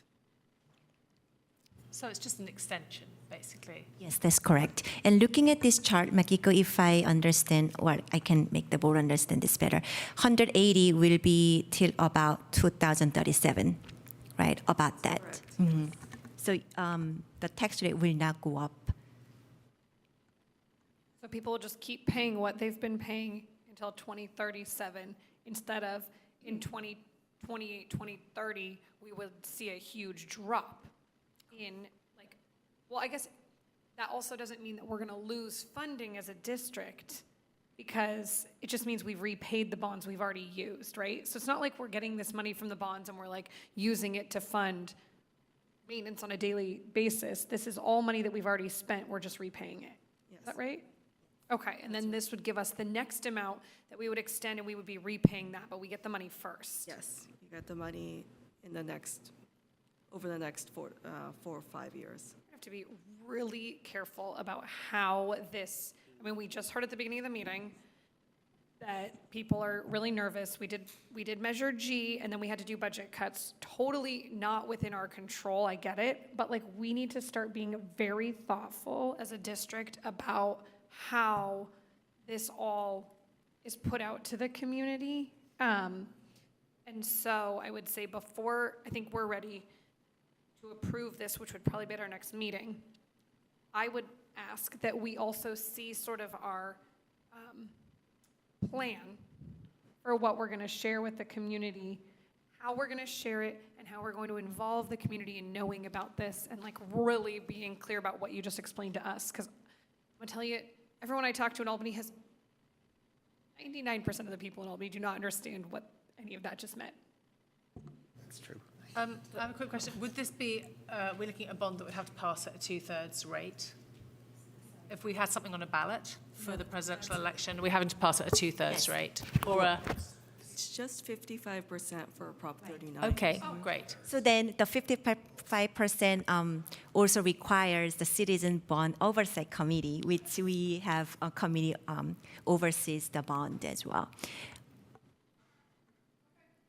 I think my question might be too early, but what are the key deadlines we need to be mindful of if this is going to be on the ballot in November, but then the deadlines, certain deadlines I believe are as early as August, and if we're going to be gone for all of summer, more so internally, what are our internal deadlines that we need to work through? For community conversations. Just and all information. all the things. Mm-hmm. So the plan is to send out the survey. We actually have it ready, and we were just gonna hear from the board tonight, and we are planning to send out the survey tomorrow. And at the next board meeting, which is June 11th, we are going to present the result of the survey. What are our community's priorities? And then at that time, we can also bring up possible, just a review and discussion item for the board to look at the ballot language. And at the later meeting in June 18th, because that's the last meeting before August, that board can, it's up to the board can pass the resolution calling for the election. So we have June 11th to discuss more about the language and see the survey from the community.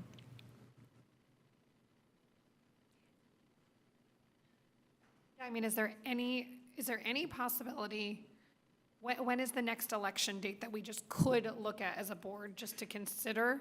I'm just asking this in the big general, if we were like, we just don't think this is a good idea, what would be our other option? So with Prop 39, with that lower voter threshold, there are some, requirements, as Jackie mentioned. One is the Bond Oversight Committee, but the other one is that the election needs to be held on a regularly scheduled election date. And after November of 2024, the next one would be June of 2026. Okay, and then we would be already kind of running into that problem that you were saying of we can't keep that threshold of the 180, like it would be more challenging for us. Yeah, it would be more likely to be structured as a tax increase. Well, because the tax rate would drop, and then you'd have to ask to bring it back up. And it would also delay projects because that 6 months to 8 months time frame would mean that the district would be looking at maybe early of 2027 to get funding for facilities. So in other words, also for the project-wise, for example, Director Jeff, if you can correct me if I misspeak, high school HVAC, I know it just costs $10 million just to replace the high school HVAC. So something like that, we are not able to do that, and that is $10 million for high school at this time. So if we are going to get in 2026 and we are going to receive money in 2027, maybe in winter, that's about 3 years later, which we don't know how much the HVAC will cost at this point. So that's another consideration that we had. My concern would just be that this feels very close on the heels of Measure G. I mean, when you see a timeline, it just says run campaign, and it just sounds so easy and not time consuming at all. And we know that it is. So I just don't know whether voters would have the appetite for something, March, so 8 months after we've just passed Measure G. But on the other hand, I guess there's probably not much to lose by testing the water and trying, and particularly if it's a 55% threshold and not the 66.67 as it was for that measure. But there is something to lose. And, I mean, I don't think the appetite, I agree, and what Melissa had to say and what you said, it makes me nervous. It makes me nervous because if we don't meet 55%, whatever, 55%, that really is going to play against us in the future. That, I think I'd like to know what the feeling is in the community, because we're hearing a lot of people who are dissatisfied with us right now, for whatever reason, whether I agree with them or not. I think 55 is going to be pretty easy, but if we don't make that, or if we hear people rallying against us, which is very unusual in Albany, I need to think. I think we need to think about it a little bit more. What do you think? While I do agree with most of what you're saying, I do want to push back a little bit and say that I think the one thing that sticks out the most to me is that we're not increasing anything. However, we're just asking for this rate to stay for a longer period of time, and if we focus more so on that message, instead of, because if we don't put this forward now and it has to come in 2026, then it's gonna be an increase because we'll have dropped.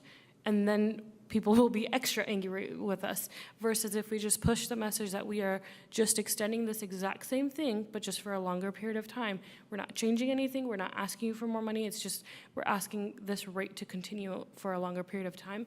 But I do think waiting until August to run the campaign is gonna be bad and dangerous for us. I understand that we're gone during the summer, but I do think conversations need to start sooner rather than later. I know in this current moment, it might be too early to start it, but I do think sometime during the summer, we're gonna have to start at least plant the seed, so to speak. I think if we are careful with how that survey is gonna go out, and I'm a little nervous about it going out tomorrow, but I have a lot of trust in you, Jackie. So I have a lot of trust that it's going to, that that's the right decision. But I think that if we're careful in how this is put out, that, you know, we're asking, sure, for facilities priorities, I guess that's what we're asking in the survey? That's correct, based on the facility needs assessment. I actually am thinking if board want to take a look at this. That'd be great. Can we see it? Yay. Do it. I mean, I trust Jackie also. If Jackie says something's going to work, our history so far, it's been great. Sorry, I realized that we started at 6:15 and it's 9, so we just hit our 180 minutes and we're still in based on the agenda. So this will be a great time for the board to maybe give us some input. Let's see if I can make this. You know what, I guess what I could ask and say is it possible for us to just table item 13C until a lot of items on this agenda?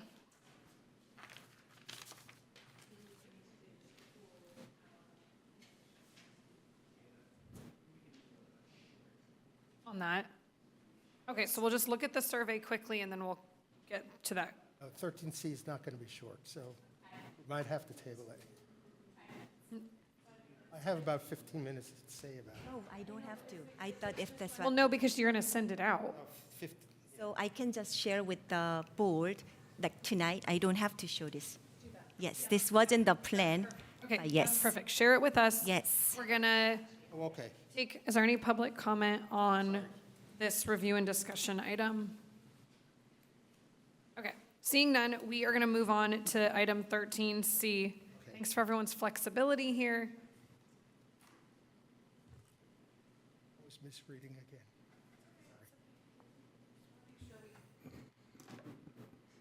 All right, good evening, President Hopwood, President Davidson, Vice President Hopwood, Board Trustees, Superintendent Dr. Evans, CBO Kim, and our staff, and what is remaining of our community here in virtual. Normally, when I do presentations, I have to remind myself that I'm from Boston, so I have to slow down, but tonight, I'm gonna just channel it all your way, so here we go. So my presentation tonight is just to really make sure that we all have a foundational baseline about where all of these global adoption pieces from the CSBA policies are coming from and where we're trying to head with it, and just to kind of give that overview. So I'm just going to walk you through this briefly. So next slide, please. Great. So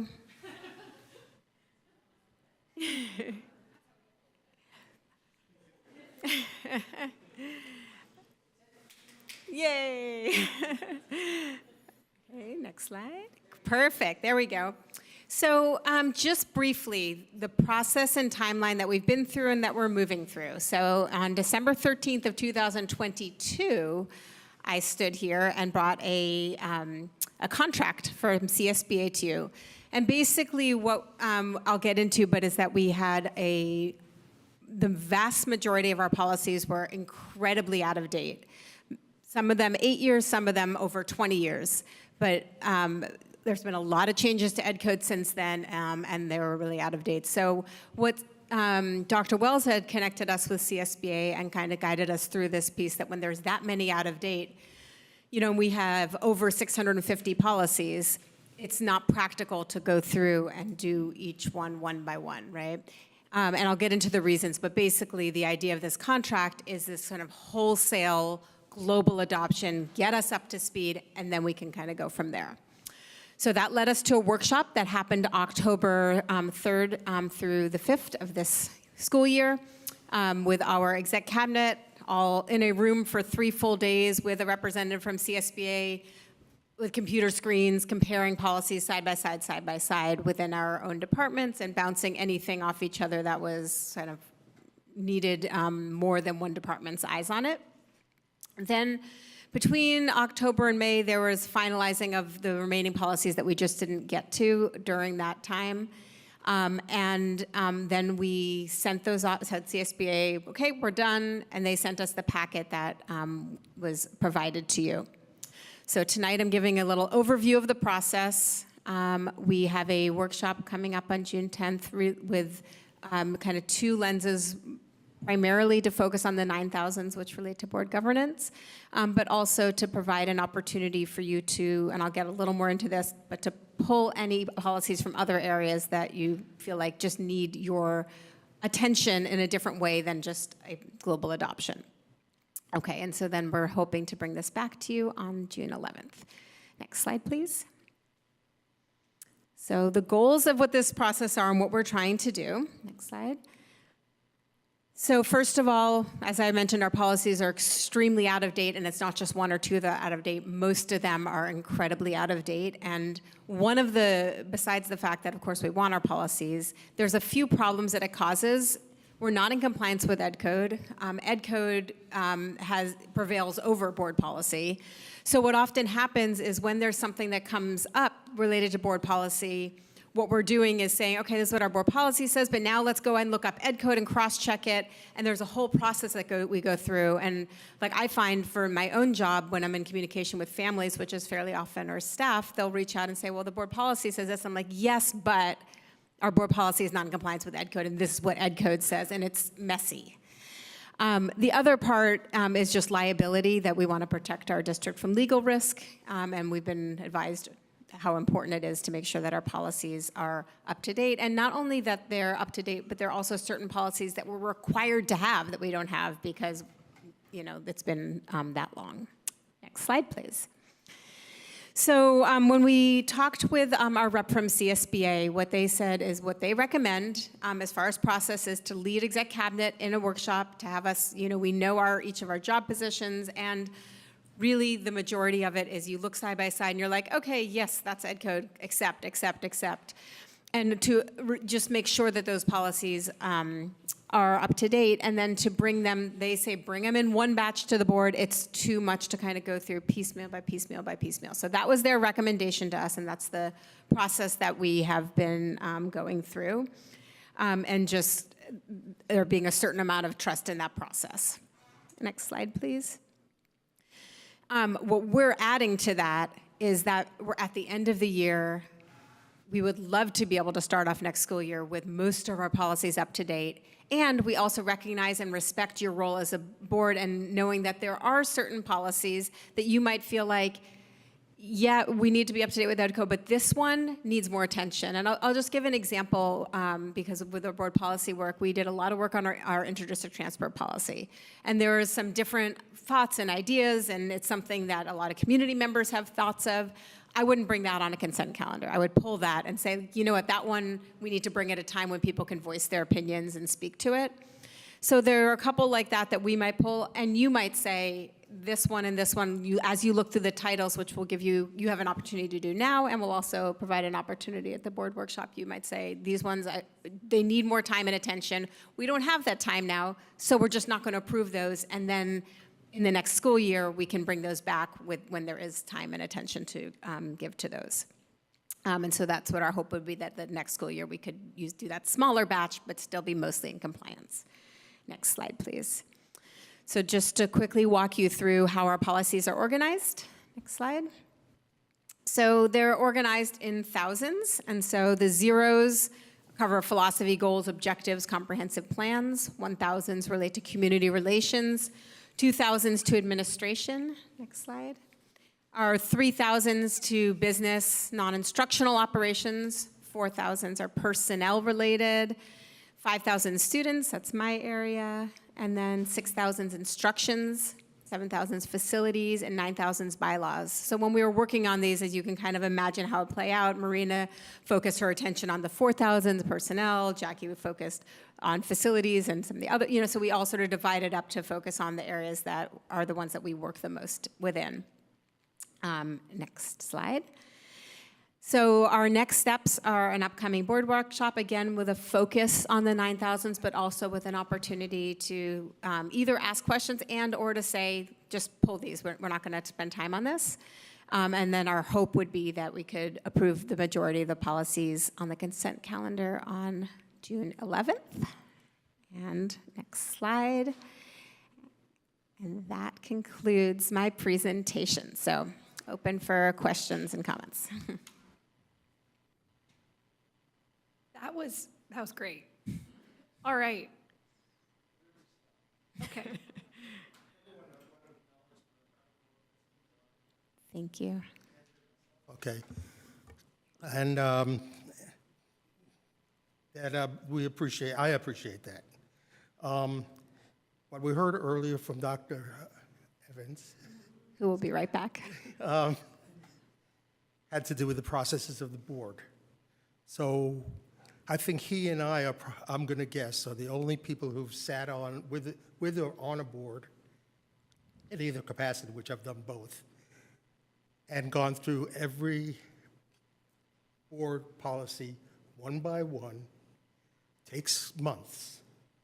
And that's what was being recommended against us. And that's not what we agreed to when we agreed to the contract, which I'll read. I have a copy of it here. I think it's vital that a board understands every step of every policy that we approve, because that's our job to represent to the public and the students. You know, we've never done that as this board. I think we really need to look at them. Now, what we haven't seen, well, the biggest mistake we made, I think, in this process, and I've asked for it several times, is where's the board input and in this process? It was the executive council that worked on this.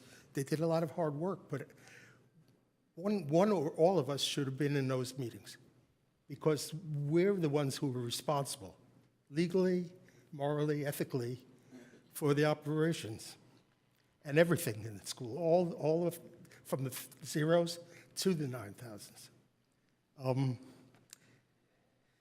It's just vital that we know that stuff. And what we haven't seen in any of these presentations is, and which I've already talked to Dr. Evans about, I'm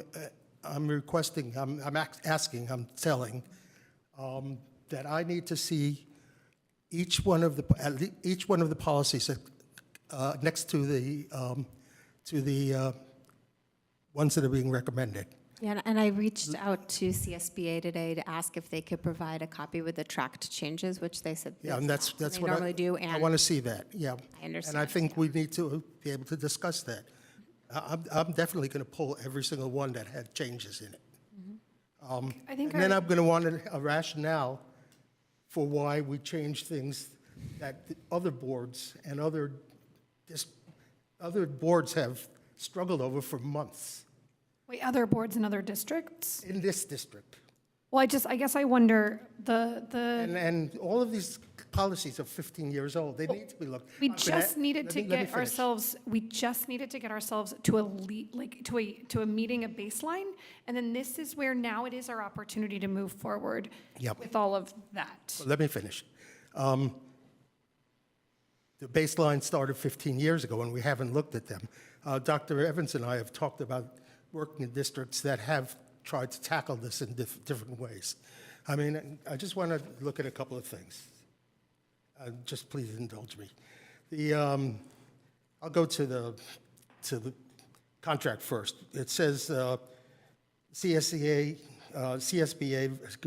agrees to facilitate policy development workshop, blah, blah, and assist the district or the county office of education with developing a local policy manual. And in item C of that, it says that they will provide guidance in the selection of policies, regulations, bylaws, and exhibits from the CSBA sample policy manual for districts or county offices of education to revise through edits and incorporation of current district policies and practices. They will provide this with so-and-so. I think I'm looking at the wrong side. And within 120 days, they'll review the policies for consistency with current state and federal laws when applicable. Within 120 days of receiving the draft policy. It's a draft policy that we've received. Of the local policy manual, CSBA will provide necessary documents, edits, and revisions required to produce the final local policy manual as adopted by the district governing board. Right, we are not at that step yet. We're not there yet because know, but we need to have our workshop. Well, the workshop we have to decide whether we want to see all these things or not. Do you have time to spend all these hours on every single one of these? And if you do, go for it. The board in 2009, which I was on, spent months, every meeting. You're not that bored. I'm not going to. Let me finish what I'm saying first, because I'm looking at current, and I actually sent you and Dr. Wells copies of. I read it. Okay, so in Ed Code 55-2291, it says the governing board of any school district shall prescribe rules not inconsistent with law or with the rules prescribed by the State Board of Education for the government and for the government and discipline of the schools under its jurisdiction. We're right now working under current board policy. I've been asking for this for over a year. So I had time over this year. What do you want to see to make this feel like it's meeting your expectations? I want to What can we see us do? be able to at least look at each policy. So with the thousands at one time, the 2000s, in a regular meeting, go through a few of them at a time until we've gone through them all. A lot of what Deb said is true. Let me just read this one more thing that I sent. Stop reading things. Can we just talk about what we're actually talking about and not read from documents? Well, I've sent copies of it. Can I just say, thank you so much. I appreciate what you and the executive cabinet did by that 3 days full-time. Sounds really a huge commitment, and I really appreciate it. I also appreciate how you kind of divided and conquered your fields of expertise. So helpful, thank you. And I think the fact that you just mentioned that some of our board policies were decades out of date just is an indication of the fact that we need to be very strategic about how we deal with bringing this. And I honestly believe, Trustee Rosenbaum, that if we were just left to what you described just now, I just think that's such a burden. It wouldn't happen. We'd be 50 years out of date. You've also asked Trustee Rosenbaum for us to limit our meetings to 180 minutes. I don't see how this is possible. But we have a policy that's in effect right now, that the board policy, current board policy, that completely prescribes how we have to go through this. And we're ignoring it. We're ignoring Because we've just stated that all of them are out of You're date. talking over me, and that's not working for me.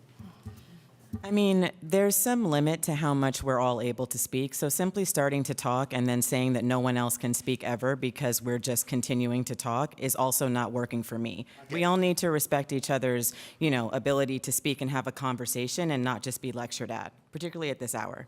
So I would ask that Dr. Evans, you send a copy of board bylaw 9310 to the entire board, and we can talk about this on the 10th. And also just, I know, I said that before, but to add it, I know for me and for Exec Cabinet, our work on this is just a commitment to really, I know we're all coming from this place of caring deeply about the district and wanting things to be done the right way and wanting our district to be in a place where we can all get behind it and feel like we're doing what we need to be doing. And I know that even though we have different ways of coming at it, that's where we're all coming from. And I did reach out to CSBA to ask if we could get a copy of the policies with track changes. I'm hoping I'll be able to get in touch with them tomorrow, so that's something that could then just be available as a resource to aid us in this process. So it's my understanding that you would like for me to send board policy 9310 to all the board members, so I can actually do that. I do want to commend staff and Deb as well for the hard work that they've done on this so far. And I do understand that we've been out of date or out of compliance for the last 15 years. And we do have a lot of policies. I think you said over 600 and some policies. 650. 650 policies. So trying to tackle all 650 policies is going to be a challenge. And so however the board wants me to do this, I would just like some direction in terms of how we can do this, because we want to meet everybody's needs. But I also want to respect what staff has done already, and I know what CSB has recommended, but we would like to see some direction from the board in terms of how they want us to move forward. Am I correct in stating that it sounds like the board, the majority of the board is comfortable with getting these all updated and receiving them at our workshop, where we can then pull specific ones where we have concerns, and we can really dig deeply into those and prioritize those in our time. Like, I know we've raised, 6 to 8 that we really want to look at, and I think with this amount of time right now, we can look at, a select amount to get started, and then we can figure out our next steps for how to proceed from that step. Does that sound like a fair starting place? I'm just curious to why we're in such a rush. Well, we'd like to be in compliance, at least at a basic level, and then work from there to tailor these more to fit our district. I agree. Okay. But I've been asking for that for years. Well, Ron, that's why the last board approved this contract with the CSBA, to at least get us to a baseline, so that we were at least in a starting place, and we can move from there. But I don't think that anyone felt that we had the capacity to go so in-depth right away, and it would further delay us getting into compliance. And I'll also add, when we were going through all of the policies, and what we did was we each had a screen that had the CSBA policy and our current policy, and just kind of went through, and anything that was like, there was some more kind of philosophical piece behind it as opposed to just compliance. We really did spend that time on, and again, we can go through and explain those, we can pull those, but a lot of them are just really compliance, yeah. Can you tell us how many actual policies were out of compliance? I know that we updated over 650. But were they all out of compliance? I mean, they were updated because ours didn't match what the latest ed code was. And so what you'll see, though, when we pull the track changes, you'll be able to look and see exactly what those were. And I would like the community to be aware that we take this very seriously, and also that we are having a specific workshop in less than 2 weeks for a couple of hours to actually dig into this a bit more. So this is not us being flippant about wanting to do something in a speedy way. We're just sort of leaning on your expertise as a cabinet and looking forward to that workshop. And then we can just see how it goes from there and see how we take from that. And CSBA's expertise in advising school boards. And I think additionally, we've had access to the policies, and we have been asked for our updates well over a year ago. That was like one of the first things we got as the new elected board. So it's not something that we're just rushing through. Like, I know we've all had a chance to offer our edits to Julie as well, and she's worked with us to make sure that we were offering our edits as a board from a very early on stage. So I just want to make sure that they represent the specifics for Albany, for our students, which the CSBA doesn't really know, and we do. And that's why we spent so much time a long time ago writing each one, because we want to be very specific to the needs of our district. And I just want to say, and I do respect what you're saying, but I also want to say that this is just the beginning. So that workshop is just the beginning. So we're looking at a whole year-long process. It's just not that meeting that we're going to just approve like 1,000 board policies. We're just going to take a look at, we were looking at when the zeros, 000s, and the 9,000 during that board meeting. But I just want to say that we're going to be looking at policies throughout the entire year, not just this one time. We'll be adopting carte blanche and the other ones. That was the recommendation, but and again, it's up to the board on how we want to do this. But I do want to say this is not the end of the policies. We will be continue to update them throughout the year. I'm going to take our one virtual public comment. No, that's very helpful. Oh, hi. This is Shannon Huffaker. I'm just listening to this conversation, and I'm feeling frustrated that it sounds to me like both professionals with some expertise who work for our district have spent a lot of time on this issue, as well as outside professionals have spent a lot of time on this issue, and the district has expended money, both paying the staff and paying this other outside organization to update that. And I hear you, Mr. Rosenbaum, Trustee Rosenbaum, about wanting things to be, accurate for our district. But I also, I feel we have gotten in trouble in this district when we have school board members who don't have the area of expertise trying to take over for professionals who have this area of expertise and especially around these kind of policies. And I don't know that this is a great use of any of your time. You guys are also very valued professionals in your own areas of expertise. And I appreciate that this is the beginning, and I think go through it, do the workshop, but also I don't understand why you wouldn't go ahead and just accept as a baseline, as many people have said. That's my 2 cents. Thanks.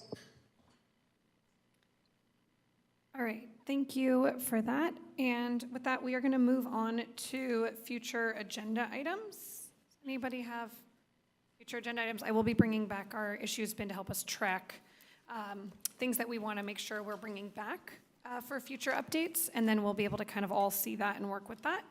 Seeing none, I'm going to adjourn this meeting.